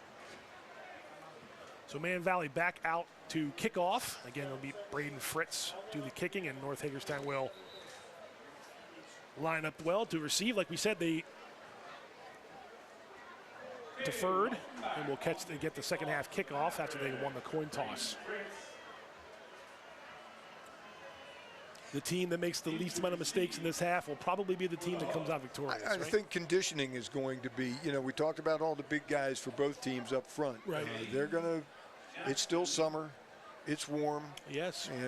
It takes a toll on the big guys. And if your big guys have put the work in and are in better shape, that'll help you as well. Fritz puts his foot into it, and this will go out of bounds. So that's probably not the other part you didn't want to do if you're Braden Fritz. No, although, again, maybe I don't know that I want to kick the ball to James Jackson either. So, but maybe not out of bounds. Yeah, not out of bounds. I got the intent. He was trying to pin him into the corner and see, but now. Could have squibbed it down there to the 25 or something. Now instead you're going to give Hagerstown the ball at the 30-yard line. Yeah, way up. 35-yard line. At least a 35. Yeah. Now, last week we had Randy Pence with us, and he swore it was the 40, and he didn't know if that changed recently. I wasn't sure. I've never been able to. It should be easy enough to look up, but I mean, we've run into that as well. Okay. Well, here's a handoff, and there goes James Jackson. Yeah. So a huge play off the bat all the way out into the plus side of the 50-yard line, to Man Valley territory, the 45-yard line. And here's where the kickoff miscue messes you up, too. He does that from the 15, they're at the 30. He does that from the 35, and they're over to 50. Yep. And they're going to go quick like they did in the first quarter. And here's Jackson again. Dances around a little bit to find some room. They have to tackle him. I mean, it sounds so trite, I realize, but, you know, having to tackle him and actually tackling him are two different things. I mean, 13 carries for 103 yards, our stats guru over here to my. That's a night's work, and it's only left. 2 plays into the second half. My colleague Bob Blueball doing his best job here in the booth to give us some stats. That's 8 yards a carry for James Jackson. He does have the touchdown. I believe he got that carry again. Yeah, they need to make him run a bunch of 3 and 4 yarders to wear him out a little bit. That was a good stop there, though, by Man Valley. It'll be a 3rd and 4 from the 39-yard line. I'm giving it to him again. And they did. This time he tries to come on the left side, but a good job there. I think that might have been 57. Declan Earhart. Let's see who comes off the pile there. Yeah, 57. That was Earhart with a good job by the tackle. It'll be 4th and short. So after two big bursts, now Man Valley's defense, and you see a good job here, Coach, how Earhart does a great job of holding on after the initial tackler missed. Have to wrap him up. They did there. So here we go, 4th and short. Jackson. No, he's not going to get it. Another stop for Man Valley's defense. Big stop. Oh, and now there's a flag comes flying out.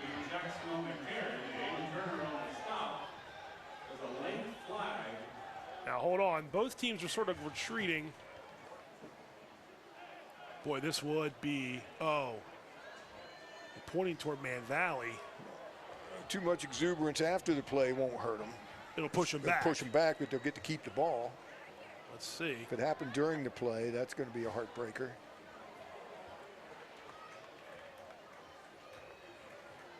No. Now, hang on. Okay, it's still their ball. It should still be their ball. So it's still their ball. Unsportsmanlike after, so it was after the play. Somebody got a little too much celebratory. Again, that's TV. And I mean, kids just. Now I'm really going to sound old. Kids just need to get off of the TV stuff. Those guys get penalized too. I mean, you're that selfish that you're going to, cost your whole team 15 yards. It's not something you're thinking about on the moment, I guess. Thinking. It's a skill. It's absolute skill. Higher order thinking skills. Try to mark the ball here.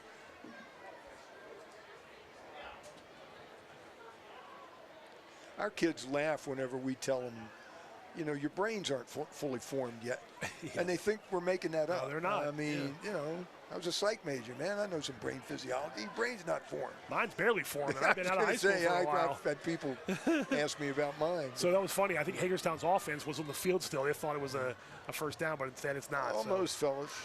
Now it'll be a 1st and 10. It just pushes them back. Yes, yes. And they've been able to handle the field. There's a give to, I think that was Reitz. Reitz or Day? Was it Day? Oh, yeah. I keep every time it's Day, I say Reitz. I gotta be quiet. This it's pretty smart on their part to give them similar looking numbers. Yeah, mess people up on film. And almost looked exactly the same too, yes. The body type. But anyway, that was John Day. I've corrected. And a gain of about 4 on 1st down, so it'll be a 2nd and 7.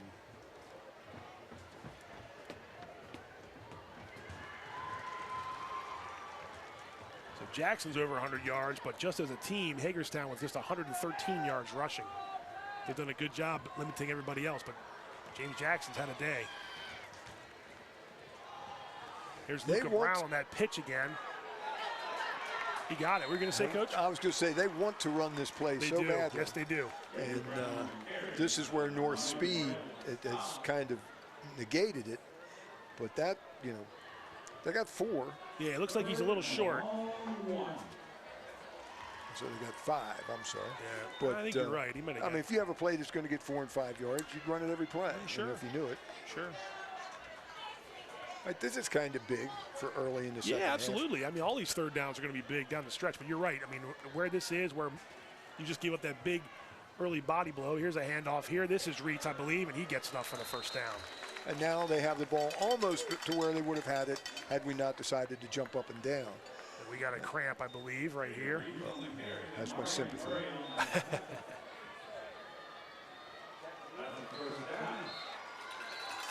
But again, had you not gone through all the histrionics after the fourth down play, you'd have been 50. I mean, they're just to where they would have had the ball. So while the athletic trainer attends to one of the linemen with a cramp, you just talked about this a second ago. You know, just make sure you're hydrated, and they got to get the big guy off his keister there. So 58's Jake Robinson. He's coming off after a little bit of it looks to be a cramp. Obviously, way up here, you can't tell. The way he's pulling his foot back. Yeah. Suspect. I'll defer to you on that one. Well, because I'm holding that cramp up a lot? Is that what No, you're trying to say? You on the sideline with most of these guys. We won't say who had the cramp earlier in this game. Well, hey, it's a first down for Man Valley, and a big one. Yep. It does, to a certain degree, negates the penalty. Or to me, it exacerbates the fact that you did it. Yeah, but now you're back to a zero almost on that, right? Rolling now. Here's that Luca Brown play again. This time he gets past the initial wave, and he has a first down inside, or excuse me, out past the 50 inside North Hagerstown territory. And he's gotten a couple nice runs on that jet. Well, not really a jet sweep. It's just a standard sweep. I mean, it's see if the receiver in motion. Yeah. That's crew boot right there. I mean, that's the old Packers with its two linemen out in front of it, and that's worked better than the toss. They keep coming back to the toss, but that play's been more of the money play. Is that the old Jerry Kramer and those guys? A seam here and a seam here? Yes. Yeah. Very similar to that. Yep. Vince Lombardi, that's the name I couldn't think of. I've seen that NFL Films play many times. First down at the 48-yard line of North High. Oh, it's a fake. Oh, in the hands of Fritz and dropped. He did have a guy on him. That was not Ferran. I think that might have been the halfback who threw that, Coach. Ferran came this way, unless I got fooled. Let's see. No, it was Ferran, so the halfback came as a fake. Ferran down the middle. Oof. He's put two right on guys' hands. That was right in Braden Fritz's hand. He knows it, too. You can see him right there. Look at that shot. Good shot from our camera guys. Won't be the last time they try it. I bet you they'll try it again at some point. But they have to pick their spots. I think North has the athletes. They could do that anytime they wanted. I kind of like the play there, though. On first down, let's go for it. I mean, we're running the ball well.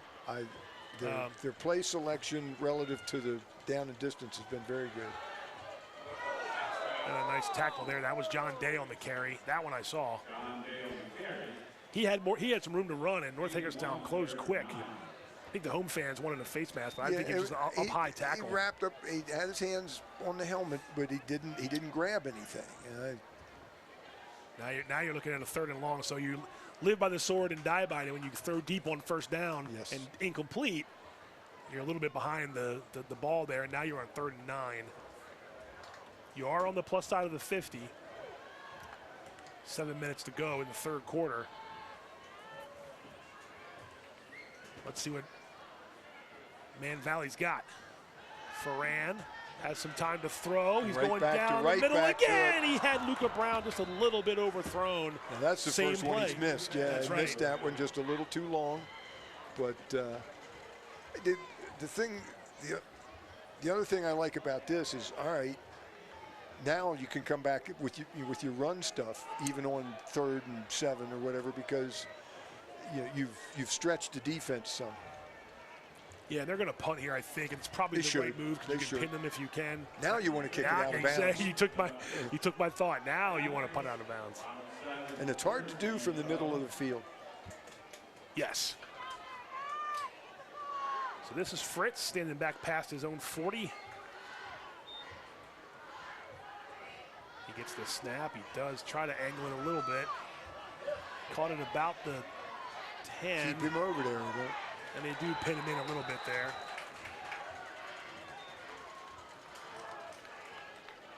That was Jackson. Oh, no, excuse me. That was Might have been Ronnie Savage, yeah, number 3. And so North High will take over at its own, let's see where they spot it. 25-yard line, 26-yard line, 26-yard line. Get another stop here. Indeed, they've been asked a lot of here today. too. Yes. They can't give Jackson a 25-yard run and then stop you mean literally here on this play? Yeah, 1st and 10, the 26. And it is Jackson.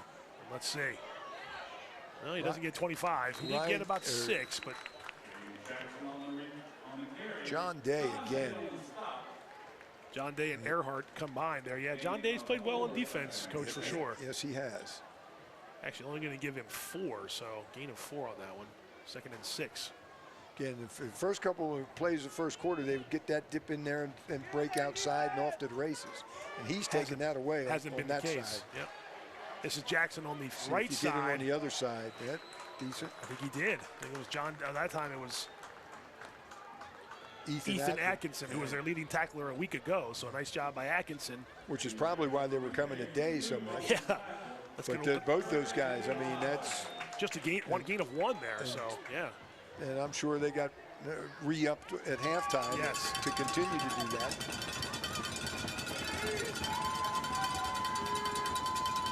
Hoffman will pass. Incomplete. John Day, he had a chance to pick that off. Trying to get it to Pegas.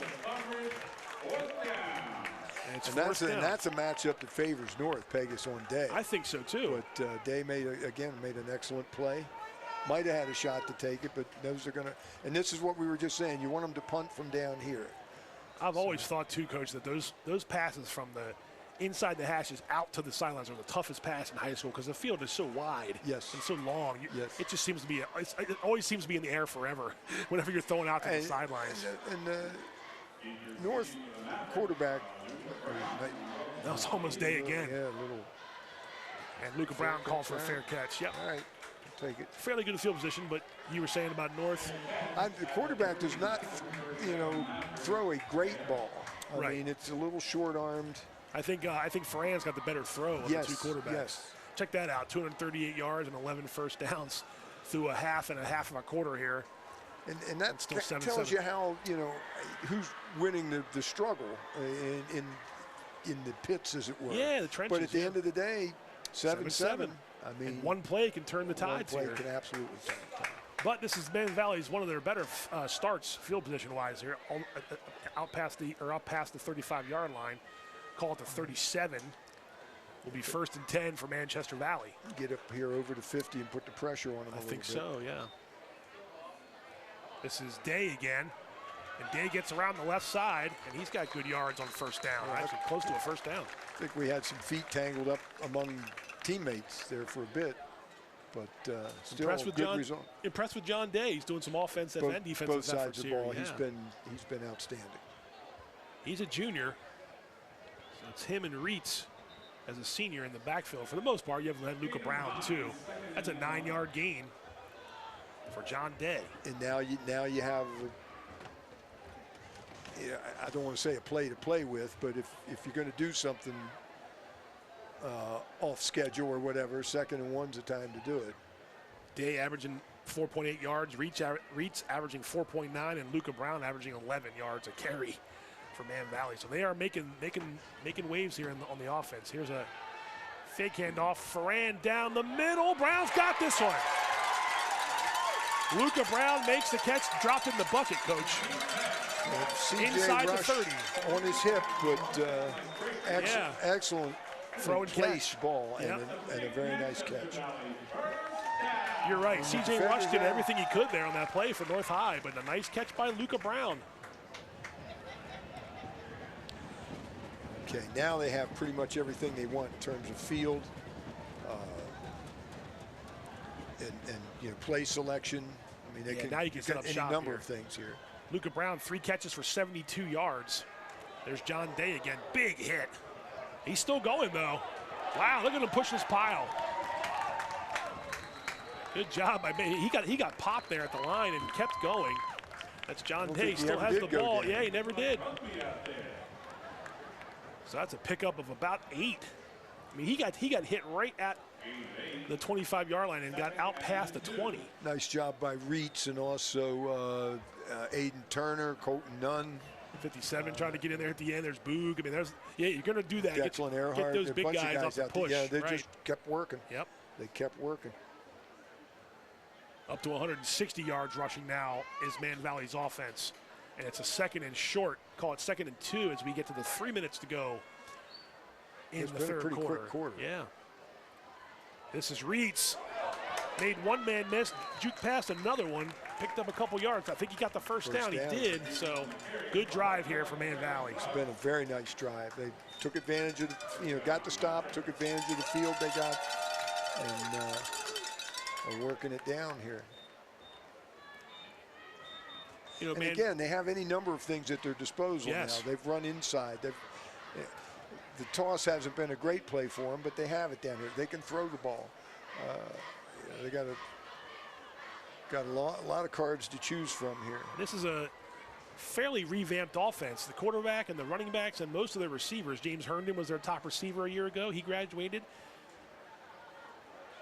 And that time was a big hit there by Northside, 43. Blake Custer. Nice job by that linebacker. We got a man down for Man Valley. And that was a big stick by Custer. That was Reitz. He's getting up now. He's coming off on his own power. They were unbalanced that time. They had 4 linemen to the right of the center and a wing, and they tried to come behind those extra people, and it wasn't happening. There, Reitz is coming off. That was no gain. In fact, he may have lost a little bit of yards there. So Braden Foreman's the name we haven't mentioned. He's coming out now at 42. You'll see him running out with Matt Ferran.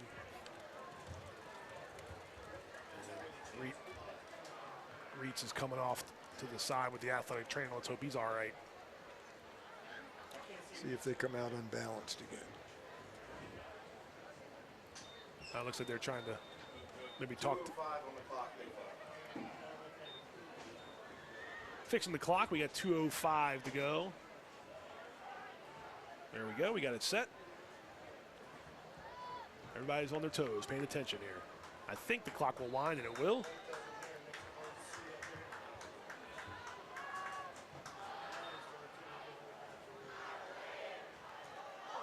Oh, my, and that's going to be unfortunate. That was just bad timing there. That was Luca Brown. Tried to make the tackle, but I think they're going to get him here for a potential face mask. We'll wait and see. That was contact immediately there. I'm not going to see it. We're going to see the penalty first.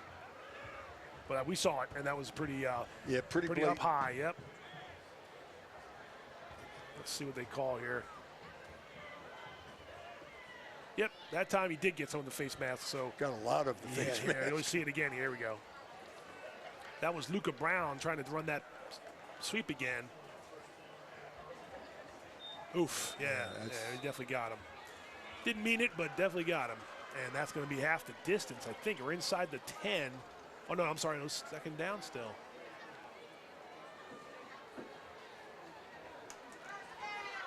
Yeah, the penalty could only be half the distance. Well, the box says second down.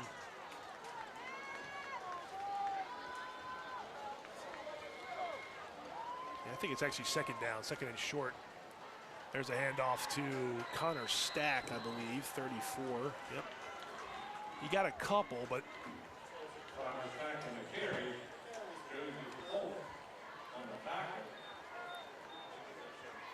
third and about 4, it looks like.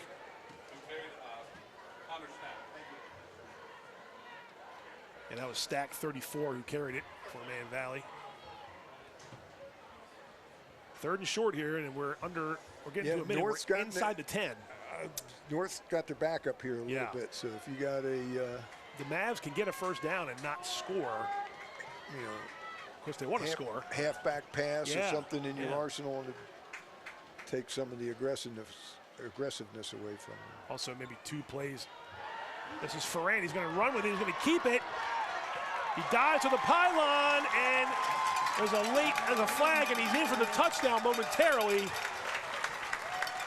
So that was Matthew Ferran who ran it in. We do have a flag, came in the back of the end zone. They signaled touchdown.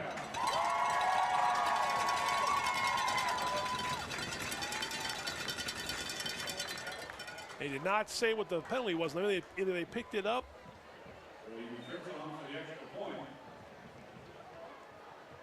I guess they picked it up. I was going to say I didn't see anything untoward. I didn't. I did see a flag, I thought, come out of the back of the end zone. But anyway, Braden Fritz is going to line up for the PAT, and that was a good drive. Fritz drills it. Yeah, that went pretty much according to script right there. Absolutely. So Matthew Ferran gives Man Valley its first lead.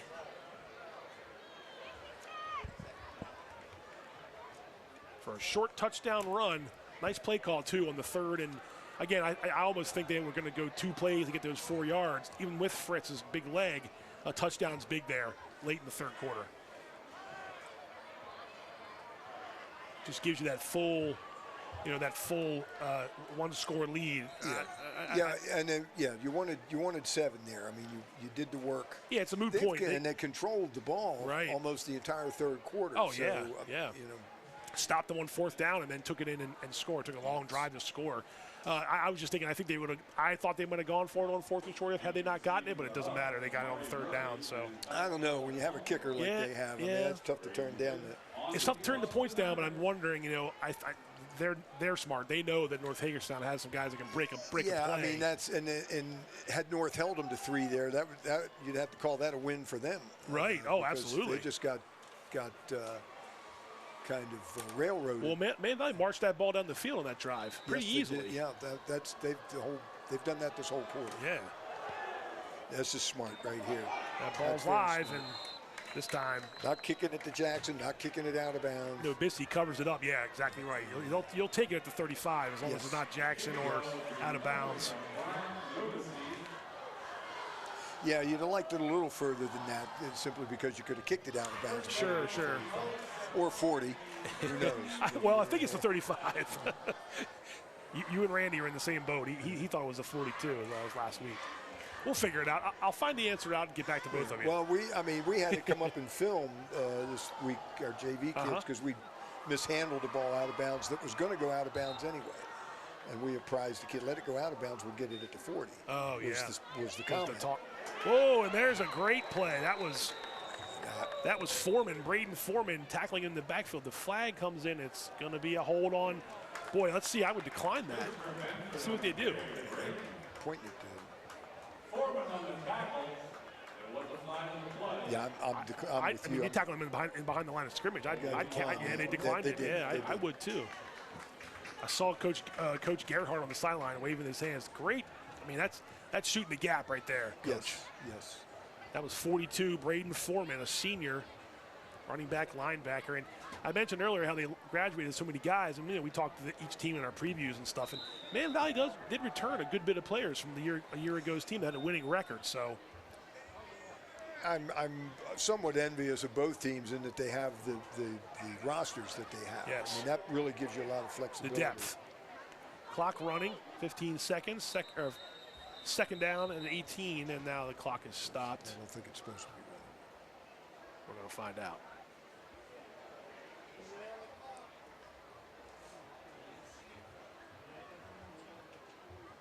All right, so looks like 26. Looks like it. 26 seconds. Yep, 20 seconds on there.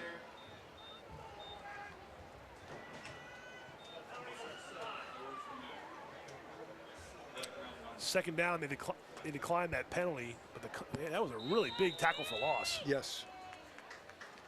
This is a handoff now, and again they hit him behind the line of scrimmage. That Foreman again. Now this time it was big boys up front for North wearing out. Peyton Roddy, that was a sophomore, number 32. I mean, they're just they've turned up the pressure. They're blitzing, and the big linemen are not getting to anybody. North High's letting this run out. Well, let's regroup here at the end of the quarter. I'm impressed, Coach, so far, 3 quarters in with Man Valley's defense. After giving up, again, it was Perry Hall, I know, but 34 points last week and just 7 so far through 3 quarters of play. I give a lot of credit to Coach Coons and the defensive coaches for a good game plan so far through 3 quarters. Yes. Yeah, North's in a situation now where it's obviously they're not desperate. Oh, no. But they got to at least get the field turned around. Things have flipped here, though. Man Valley, the yards-wise, they were in control. Now they've started to move the ball a little more efficiently, too, and play inspired defense. If you're North, you're not going to get too many chances if Man Valley can control the ball. That's correct. Well, and you're going to be looking at a third and about 15 or so, maybe even more coming up. So Man Valley's got the North High offense where they want it. You see Coach Coons there and his quarterback right behind his left shoulder, Matthew Ferran, talking to him about what they're going to do next time they get the ball.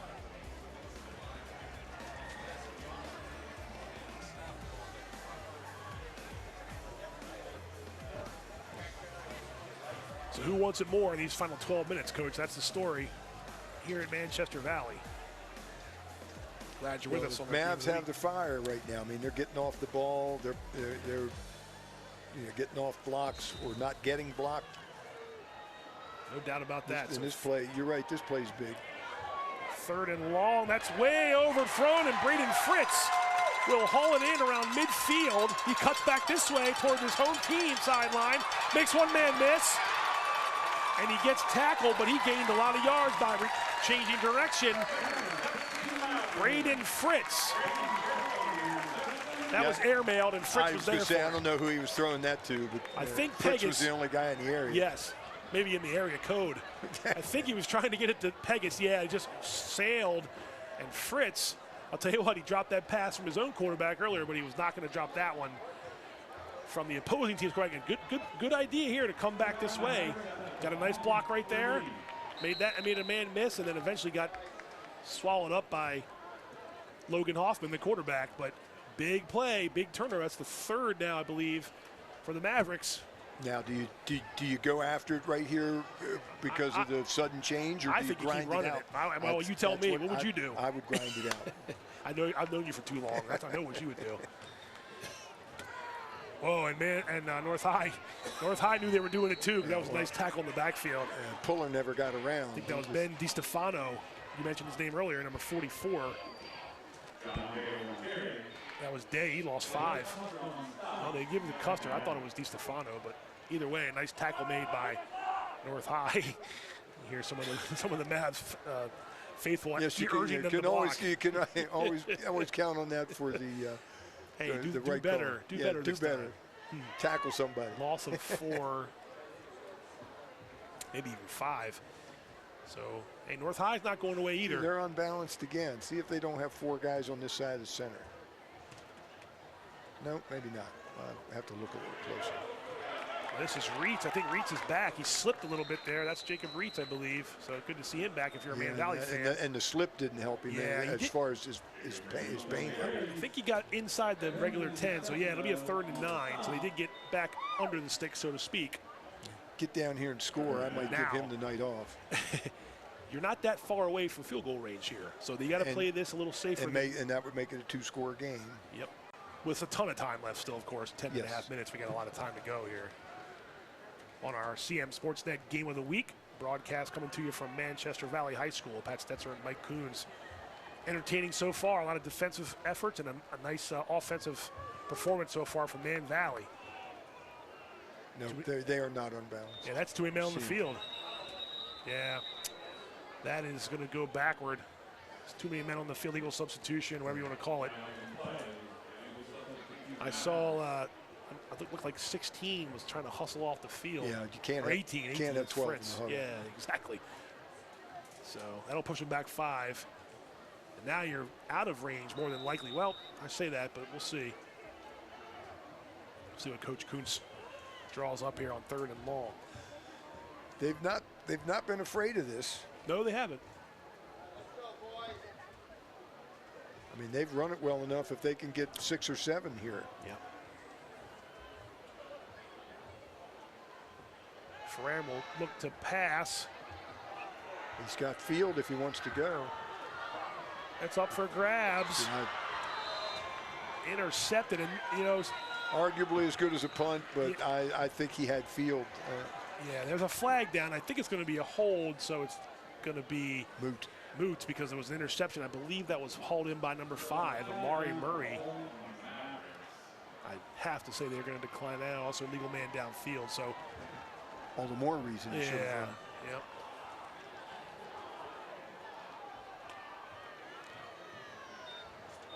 So here you see it.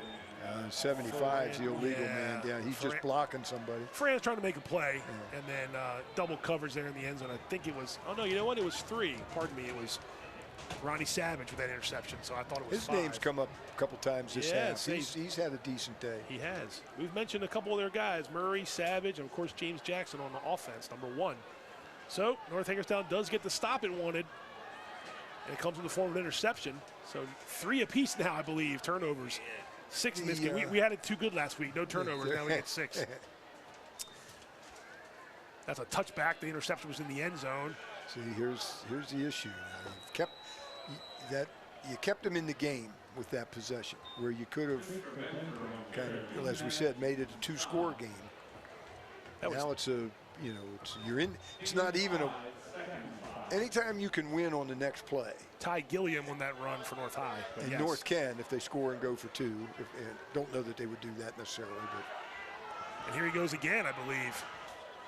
He's got a first down. So that's 2 big runs from number 6. I think that's 6 there again.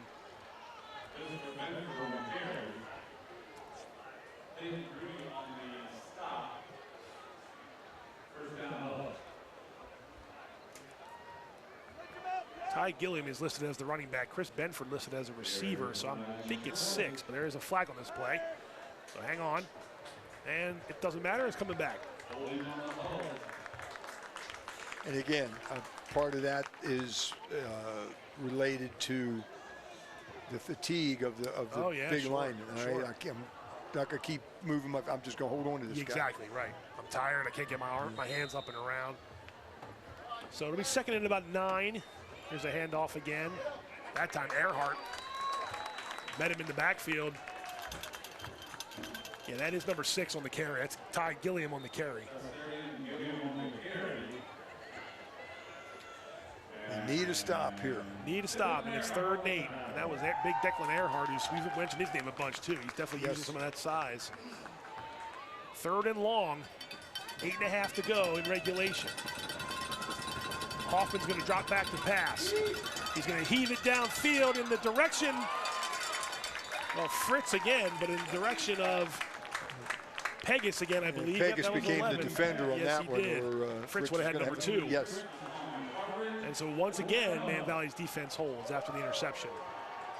That was a good throw by Hoffman. That might have been one of his better throws of the night. Good positioning by Fritz. So you want it? Oh, absolutely. Inside the receiver. Inside the receiver, your belt on his belt. Yes. I mean, you run with him, belt buckle to belt buckle. He looks up, you look up. And nice play. Salih and Brown standing right around their 50-yard line for this punt. Can't have any special teams foolishness here. Salih, ooh, that was dangerous. And that was close to foolishness. That was half foolishness. He made the play. If he make the catch, all's forgiven. Yes, and he did. And now, did he signal fair catch, or did he just come catch it? I think he came up and caught it and went down on the ground. Okay. So obviously that plays that renders the play. Got to catch the kicks. Yes, I mean, you do. Catch all kicks. He caught it. He did. Good for the match. It goes to the catch in the books, right? And it's on the Hagerstown 47-yard line, so good field position again. And tell your punt returners, as soon as the ball's kicked, make a decision. Are you going to catch it? Are you going to let it roll? Are you going to try to field it on the bounce? Field it on the bounce is the worst decision because the ball's not round and it's not going to go where you want it to go, and then it ends up playing you. But so he made a decision, go come catch it, made the right decision. Boog had to let go of the tackle. Reach got away, though. North tackling way up high. They're tired. Yeah, we got a cramp here again, right at midfield, I think. Second helmet grab we've seen, not counting the face mask. Marquez Dutton is down for North High. Looks like it's just a cramp, but that's a 5-yard gain for Jacob Reitz. So good to see. If you're Man Valley, you're happy Reitz is back to help tote the ball here in this 4th quarter. Yeah, you want to get down here, and if you got a shot at field goal now, you take it. The longest running series in Carroll County, all-time matchup. South Carroll, Westminster. We're going to have it next week for you for our game of the week. It's at Ruby Field in Westminster as the Owls and Cavaliers meet for the, 60th time or so in their history. Our pregame show starts at 6:45. In late 60s, I think the series 68, 69 should have been the first year of that. And don't forget, always, every Wednesday, we have Game On, our weekly magazine show, where we got you covered on all things Carroll County High School sports. Our next one will be September 18th, airing at 7 p.m. Don't miss Game On. Brought to you by CMSportsNet. Yeah, South Carolina Westward. I've covered a couple of them in my day. I know you've seen a few of them yourself. Coached in a couple of them, yep. Rivalries are always cool. That was always the end of the season game. Then for a while it was the first game of the year for a couple of years, and now of course it's middle of the season. Different teams now in the county, in the Carroll County Athletic League, but you get up more for games like that. I think it's still a big deal. Oh, absolutely. Especially in years where they're both good, which has been more often than not the last several years. There's your team stats through this point in the game, and the first downs are still heavy on Man Valley. The rushing yards got a little closer thanks to James Jackson if you're a Hubs fan. And look at that, 6 turnovers so far. Not much to say in the way of passing yards for North Hagerstown. Yeah, and only 1 first down in this half. They had 3 at the half, correct? 300 plus yards for Man Valley, and there's a good sign that Dutton's walking off as best he can under his own power. Cramping is a big deal here early in the season, correct? Yes.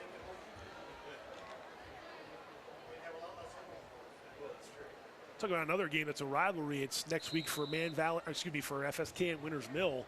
I know you're. It was the 10th game for a while, and now it's game 3.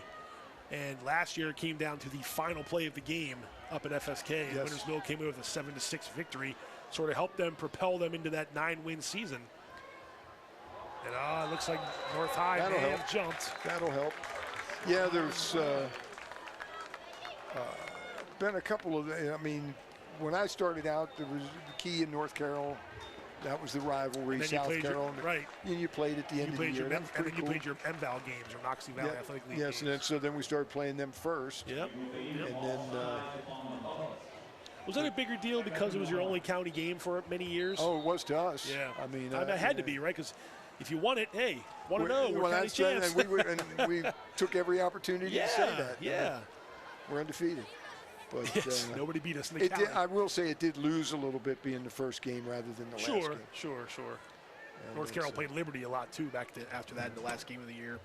Yeah, when they built a new school and then they would end up with, for several years we played Williamsport. That's right. Last game because there were an uneven number of teams. And nice tackle there by, looked like 84, although I don't see an 84 unless I saw it wrong. That was Reach on the carry.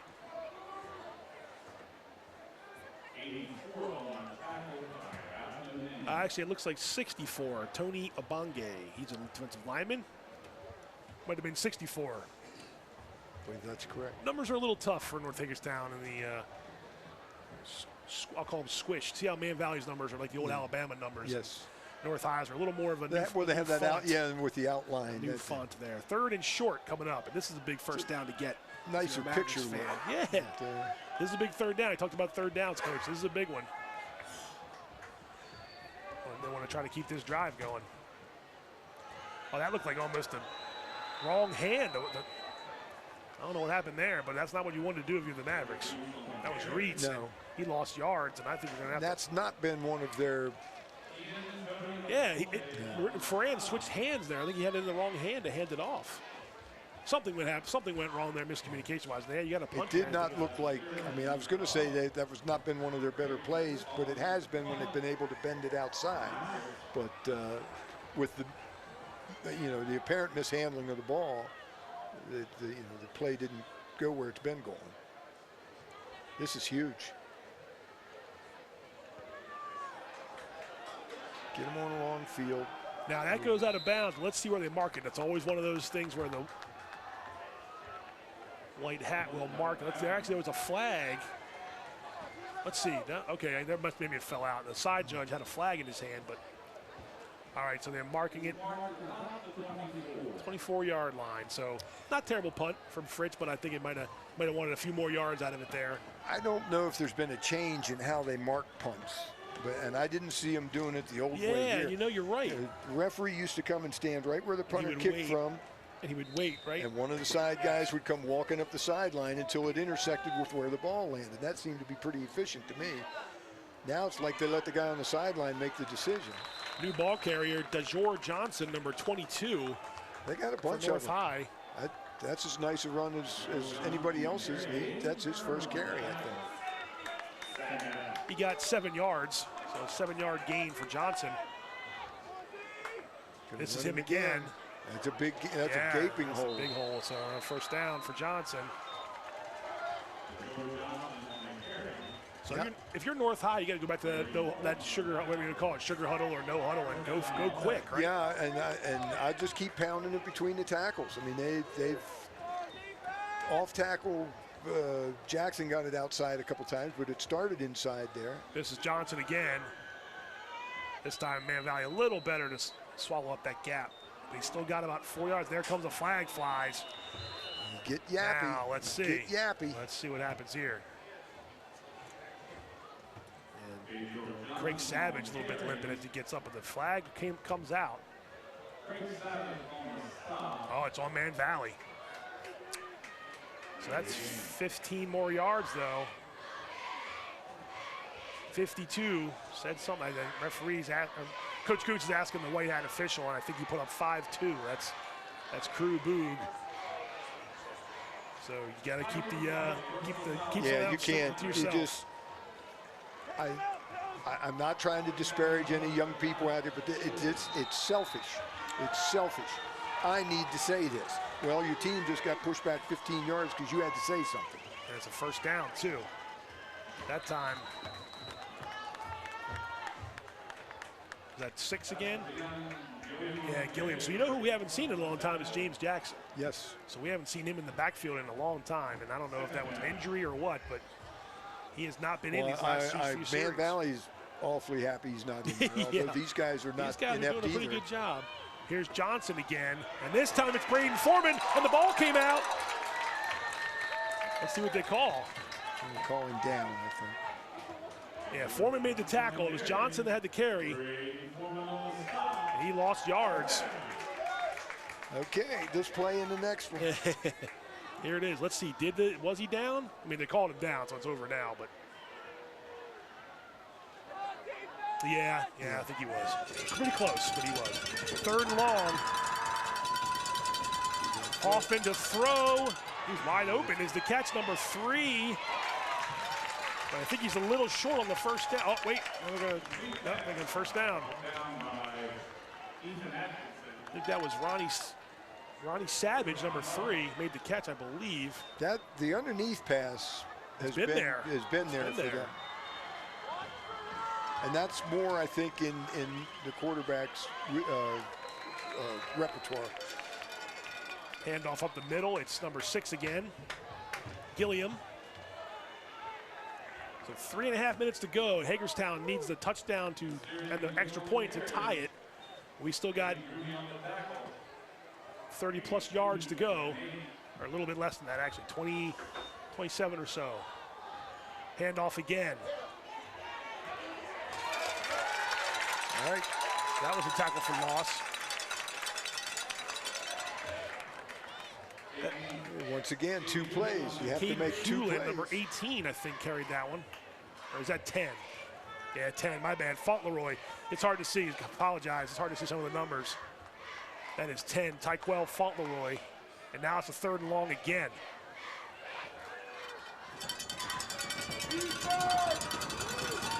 Hoffman in the backfield. Incomplete.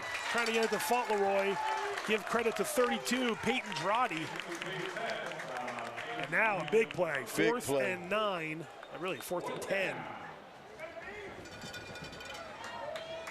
I think North has all their timeouts. They so do. Even if you get a stop here, you're still going to have to work. Yeah, absolutely. 4th and 10. The biggest play so far. Out to pass. Pegas has it. Did he get enough? Let's see. I don't think he did. He had to get. Ooh, they spot him at the 20. Ooh, I think he did get it. Hang on. Yep. They're saying move the chains. No, they're actually going to measure. They're measuring. They're going to measure. Well, you can ask for the measurement.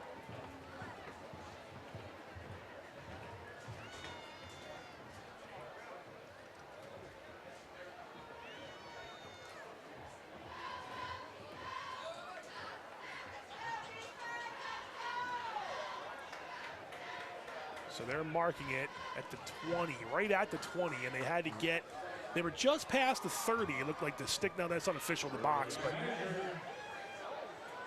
Well, they're inside the 20. Looks like they are, yes. I think they got it. That's a big conversion. And they've had that underneath pass all night. I think so they have, when they needed yeah. it, they pulled it out. I don't know. Well, now I know.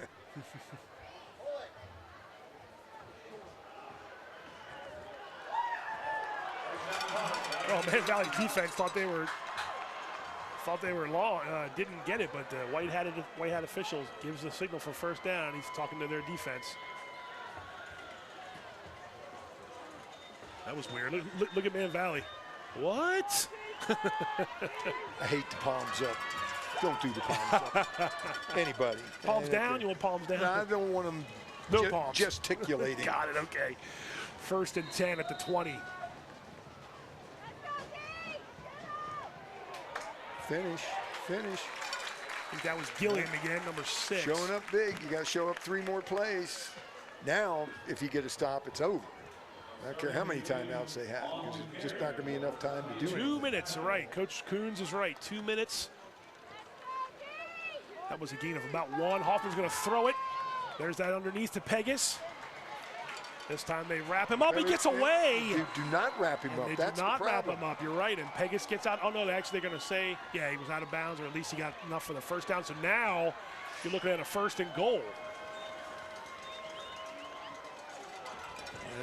Blue needs somebody to step up here and make a play. Inside I think that down to about the 6-yard line. Looks like maybe the 5-yard line. It's a handoff to Gilliam. And he runs it, rushes in. Let's see, did he get there? He did. Touchdown.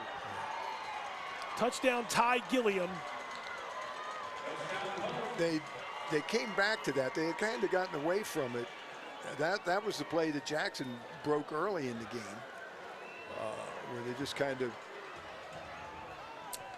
ride that outside. And that touchdown was huge, but this is even bigger. And if you remember, they're going to call a timeout. Talk about, hey, I wonder if Hagerstown's going to think about it. Think about maybe going for 2? Go for 2. Why not? I was only going to bring that up because the PAT, remember, was a low liner in that first touchdown they had.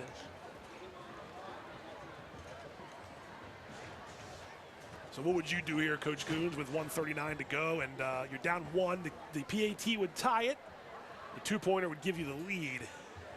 I'm picking your brain here on the spot.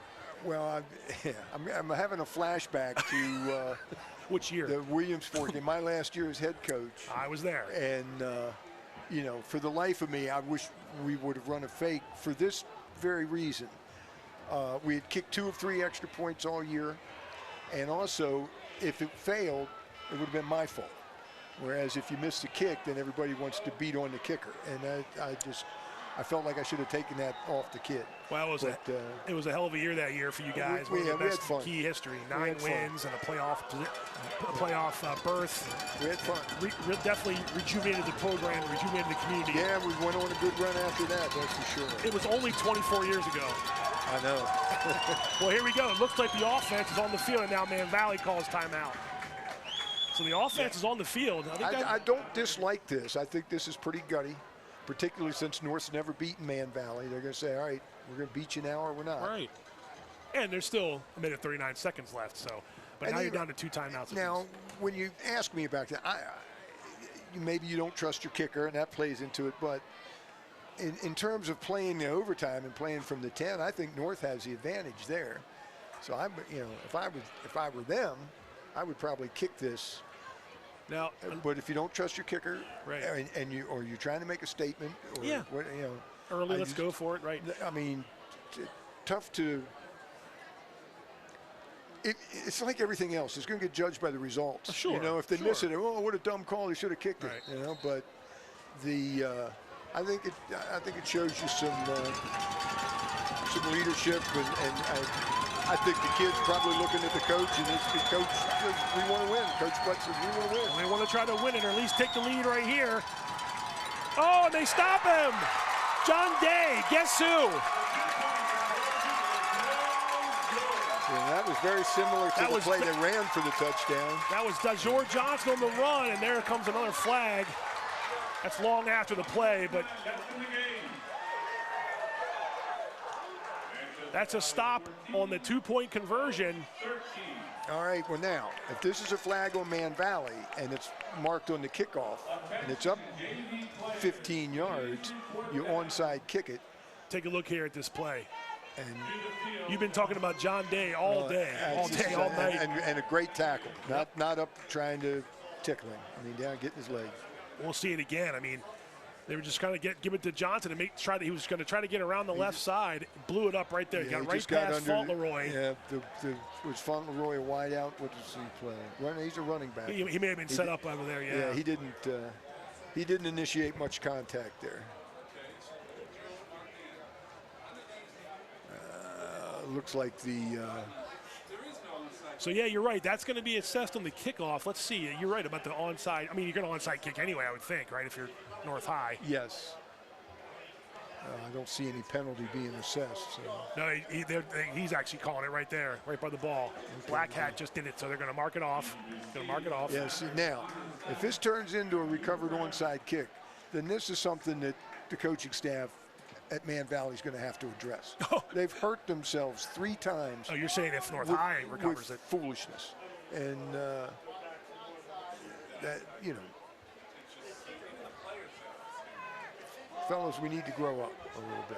And it's not Man Valley, it's everywhere. What you mean. Yeah, it's everywhere. You're being general. We're just here at this game, so this is the only game we're watching. But let's see what North High does here. Now, Man Valley's got 1, 2, 3. Yeah, they can get up to the, exactly. They can get up to the 45-yard line here. Let's see what North High does. It's got to go 10 yards. They got it. Man Valley got it. That's a good decision there. That's the toughest thing on an onside kick. The guy's up in the front. You know, if it goes 5, leave it there. It's our ball.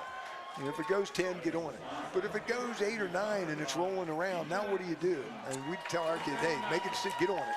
Ethan Atkinson got on it, and that's right. I mean, you know it's got to go 10, but you can also just end it if you run up and get on it, right? And you can stand there and watch it at 8, and all of a sudden it goes 10, and you're standing there flat-footed. and then you're in trouble. And you're in trouble. Get on the ball. All right, so I think North High has got 2 timeouts, but again, I don't think it's going to matter here. 1st and 10, Mavericks from the 36-yard line. Well, clearly a first down will end it. Correct. Yeah, you're right. If they could stop it twice, you would have to punt it back with like just a few seconds left. Right? I'm going to run plays. I'm going to run an offense. They're going to go in. Looks like they're in victory formation, unless I missed a timeout. Oh, nope. It sure looked like they bunched it up in victory formation, and now you're North High. You make the tackle and you make the stop. That was Reitz, I think. Yep, Reitz, 23. Tony Abange, too, 64. Also Savage. All right, so 2 guys who also, both of those guys have played well for North. Savage's name a lot. Now that's a timeout, North High. I think they've got 1 left. I think. Well, if they only have 1 left, they're in trouble. If they have 2, they got a shot.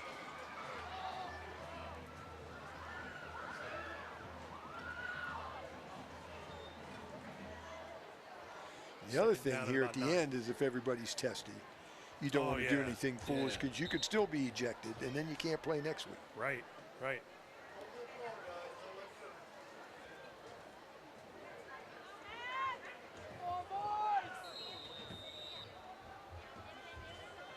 See Bernie Coons.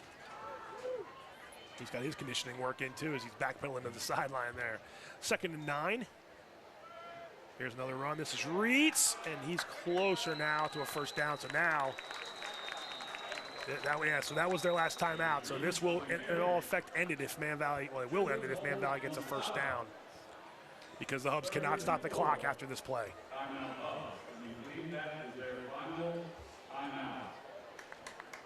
Run it one more time, right? Would you dare to throw it here? Oh, no. You don't like that idea? No. 3rd and 5? No. You sure? No. So what you're saying is no. No. If you're asking me, is there a chance? No. There's no chance. You're saying there's no chance. There's no chance. All right. You sound like Coach Krause. Well, that's a compliment.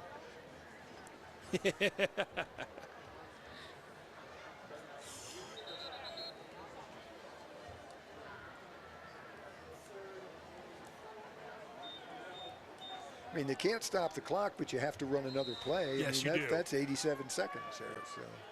Well, first down, right. No first down, and then you can Man Valley, you can burn it all the way down, call a timeout, and kick the punt. But I think they're going to want to try to get about 4 to 5 yards here and have a win in their home opener. And they're going to get it. Nice. It's Braden Fritz, and he smartly slides down. Smart. Braden Fritz with one of their wide receiver sweeps is going to end it. And Man Valley now is you can run 1 and 1. Run your victory formation. And that play, you talked about the underneath pass for North High. That play has been working well. And you said they want to run it so desperately. They run it well in the second half with Luca Brown and then that time with Braden Fritz. 207 rushing yards for the Mavericks tonight. That's a nice night. That helps them get to 1 and 1 and gives them their first win of the 2024 season. Barring any catastrophic handoffs here, this should be the last few plays.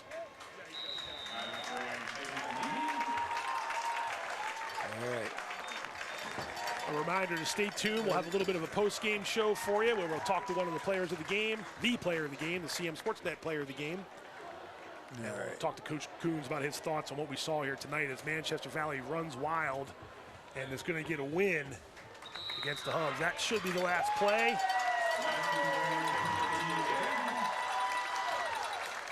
And Manchester Valley is going to escape just like they drew it up with a 14-13 victory. They did some things very, very well, and then they did some things that made it a little tough on themselves. But that's probably every game. Lining up for the handshakes here in midfield as the final seconds tick away. I liked this better when it was not orchestrated. The handshakes? I liked it better when you just went and talked to the guy you played against. Oh, you mean like way back in the day? Yeah. Way back.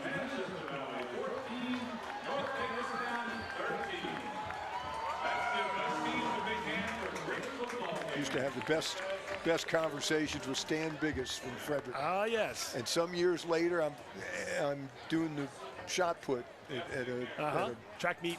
Yeah. Keeping them, judging it. Yep. And I want to say it was his daughter, but it might have been his granddaughter. Okay. You Stan Biggis' daughter? Yes, sir. Stan played on that team that had Chuck Foreman and Pete Cooper and that whole crew. He was pretty good. That team was all right. It was very aggravating to us because our senior year, one of our assistants, Coach Craven, was the head coach. Okay. And it didn't go well for us. Well, Frederick made it tough back in those days, and so did Chuck Foreman. We were junior year. Probably the best high school game I ever played in was against them. Yeah. And that was all right. But, well, things went all right here, too, for Man Valley. Absolutely. 14-13 final score. They did the things they had to do when they had to do them. Yeah, they overcame a few mistakes, and I know you don't like those personal fouls at 15 yards, but not even personal fouls. I mean, unsportsmanlike. You're right. They just personal foul I can almost understand at times, but a lot of that credit too. Sorry, I was going to just say is their way they bent but didn't break on North Hagerstown's offense. And like every game, it had several little subplots to it, and you have to manage those. And I thought Man Valley did a really nice job of managing it. But North, I mean, 14-13 is a great game. Sure. North played well. Yeah, no doubt. But I think trying to throw it deep there a couple times, that didn't help them. Right. And the big interception by Fritz, I think, was as key as anything. See the coaches talking to their respective teams. There's Nathan Butts, again, his first year as head coach, but he's been with the program for a long time. He's been in a lot of these huddles, and he definitely has the right words to say. Some heads are down right now. I don't really blame him going for it there on the 2-point play. No, I like that. That showed you a little something. And then if you're Man Valley, again, you've got a lot to be positive about. The running game was great. There you see Bernie Coons talking to his guys. They made some big throws when they had to. I give Ferran some credit for making those big throws. Braden Fritz had a pick, had a nice couple catches. Luca Brown had that long touchdown catch. Take away a couple of those unsportsmanlikes. There weren't too many bad penalties. I mean, those were bad.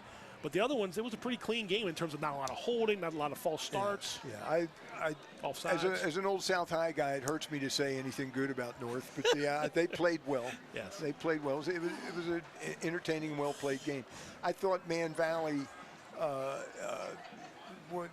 address one of the things you just said, they managed situations well. You know, they were getting hurt by this run, and they stopped it adjust whatever they did, and they stopped it. They didn't let themselves get run out. Right. And they didn't do anything other than the non-playing fouls. They didn't do anything foolish in terms of trying to make plays. You know, they ran their offense.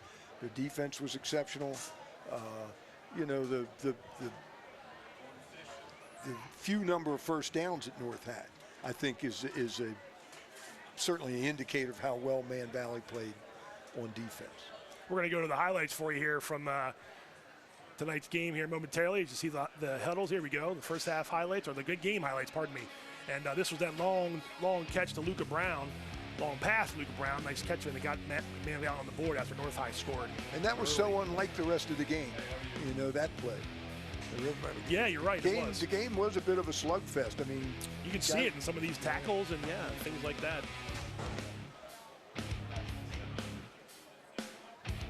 Nice tackle there. That was Fauntleroy coming out. There's John Day. That's one of the first times you mentioned his name.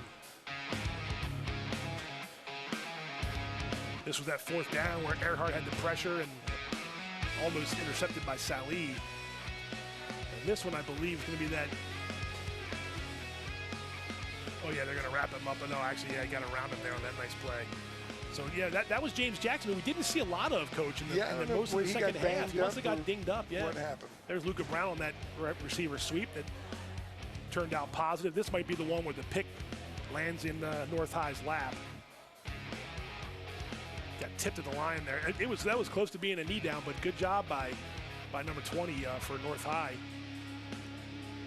Novisi, to get that interception. But, again, Matthew Ferran did a pretty good job, I think, calling the offense and making things happen with his legs and his arm. Yeah, that was a great catch there by Luca Brown.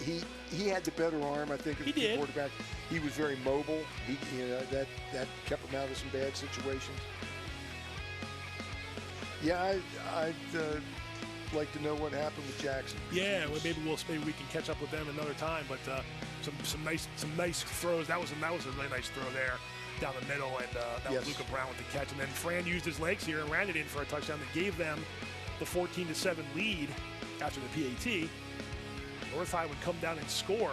And I like that was an interesting call too, because he didn't do that any other time. You didn't see him running the ball much. And this was a great job by Man Valley defense to shut down the offensive, the running game for that airmail pass. Braden Fritz with the pick. And then reversed field there and got some positive yards out of it. This was the interception in the end zone. Yeah, I didn't like this one. I didn't think this was a good decision. Yeah, there was a hold there too, so it was going to come back anyway. So instead, they gave North High the ball back. Now, this was them. I believe this is going to be the touchdown. No, that was the two-point play. That's Day's play. That was play of the game. Yeah, absolutely. Several big plays, but that was certainly one of them. And then when they needed a first down here late, they got it. And really like that. You like that, right, where he slides down. So a good job by Fritz and a good job by Man Valley. And we'll look at the final team stats, and there it is. First downs, almost doubling them up. Over 300 yards of offense. The 3 turnovers, you want to go to work in offense, but the way they held North High's passing game to 63 yards, you can hang your hat on that. Yes, and again, I think North had the better receivers, but Man Valley had good receivers and the better QB. So I didn't realize. I mean, if you look at that, North had 6 first downs in the second half. So, Yeah. they got their feet under them a little bit. They did. I mean, the game came down to the end. It was exciting. I mean, they put the pressure on them. Yeah, absolutely. So, but no, man, that's a nice win. That's a nice win for Mountain Valley. I needed a lot to win. of good things. A lot of good things. Turning the script around after the Perry Hall game last week. I mean, you can sit down and look at your film now and address the things that need to be addressed without, because when you lose, it's these things got us beat. Well, we did these things and we need to clean them up, but but they didn't get us beat. And that's I assume they come in tomorrow and look at film and whatnot. They're going to enjoy that. And they enjoyed tonight for sure. Mike Coons, we appreciate you being on the broadcast for us. Hopefully we can get you back. Hopefully we can get you back in the game. Stick with us, though. We're going to have an interview with the CM SportsNet player of the game right after this quick break. We got a little more for you in our game of the week. Don't go away.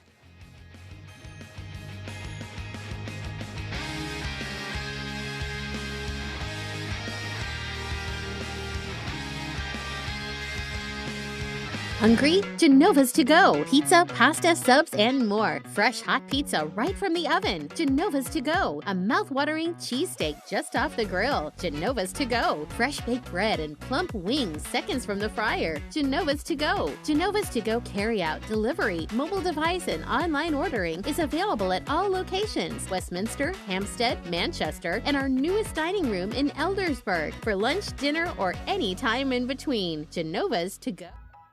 There's a lot about Sarah and Tara that's exactly alike. They drink the same coffee, they have the same great job, and they both have a high-quality education. The only difference? Sarah spent her first 2 years at Carroll Community College, getting the same exceptional education, but at less than half the cost. So while Tara uses her paycheck to make student loan payments, Sarah can use hers for other things, like going out for coffee. Get started at carrollcc.edu. You can help shape the future. Attend the Kiwanis Youth Leadership Forum. Join us on October 1st at 6:30 p.m. in the Exploration Commons at the Westminster branch of the Carroll County Public Library for a community forum on youth leadership education. Learn from experienced professionals about the essential leadership skills young people need to succeed, including problem solving, communication, and teamwork. Investing in youth leadership education is vital for building a stronger community. It empowers young people to become active citizens, solve complex problems, and create positive change. Kiwanis has a proven track record of empowering young people to become positive forces in their communities. Join us to learn how you can contribute to this important work and help shape the future of our county. Kiwanis invites you to be part of this inspiring community event. Your participation will make a difference in the lives of young people. Skill, dedication, leadership. Just a few of the things it takes to be named CM SportsNet's Athlete of the Week. Hi, I'm Pat Stoetzer. Each week, CM SportsNet recognizes an outstanding player for their contribution to their sport. Meet some of Carroll County student athletes and join us as we celebrate their performance, impact, and outstanding accomplishments. CM SportsNet Athlete of the Week is brought to you by Barnes Bollinger Insurance and by Raising Cane's. Hey there, I'm Pat Stoetzer. And I'm Michael Duffy, inviting you to join us for The Score and more. Each week we'll talk about high school sports in Carroll County. We'll share information about upcoming games, highlight coaches and athletes, and much more. We'll even try to have a little fun along the way. Don't miss the Score and More podcast presented by CM SportsNet. The Score and More Sports podcast is available online at carrollmediacenter.org and on a variety of podcast channels. Brought to you by Farmers and Merchants Bank.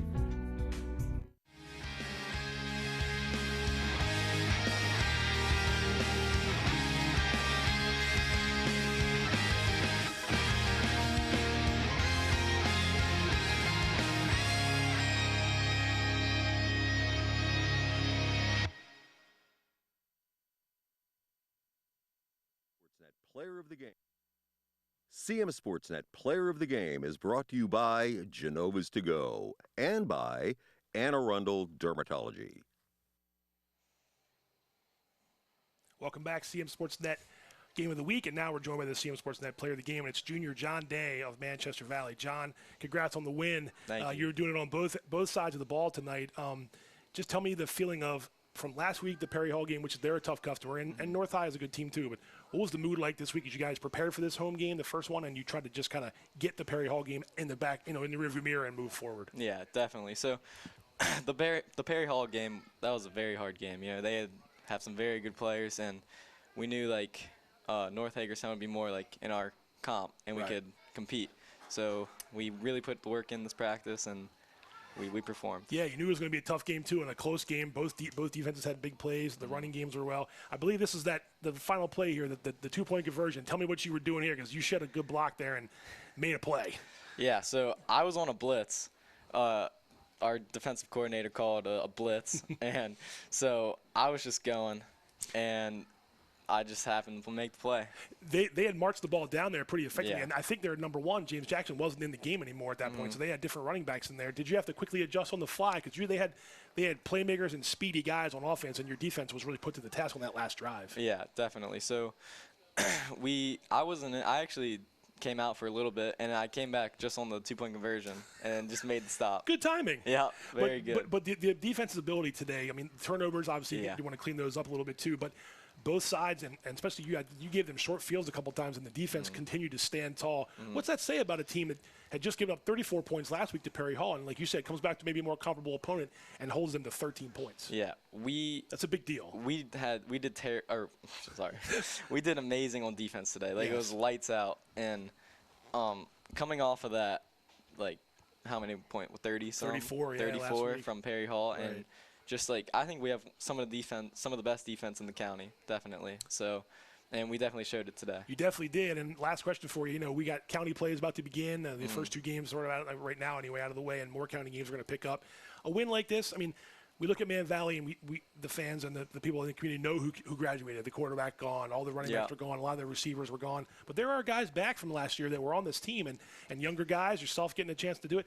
Does a win like this give you that little springboard that, hey, we want to go forward, use this win, and make some noise in the Carroll County Athletic League? It definitely does. With a bunch of seniors graduating, our juniors, we know we had to step up, fill some positions, and we know we're going to do good in the county this year. Yeah, well, you had a nice game today. Congratulations on the win, and good luck the rest of the year. John Day, our CMSportsNet Player of the Game. That's going to do it for our Game of the Week broadcast. Just a reminder, next week we'll be at Westminster High School for the next Game of the Week with South Carroll and Westminster squaring off at Ruby Field.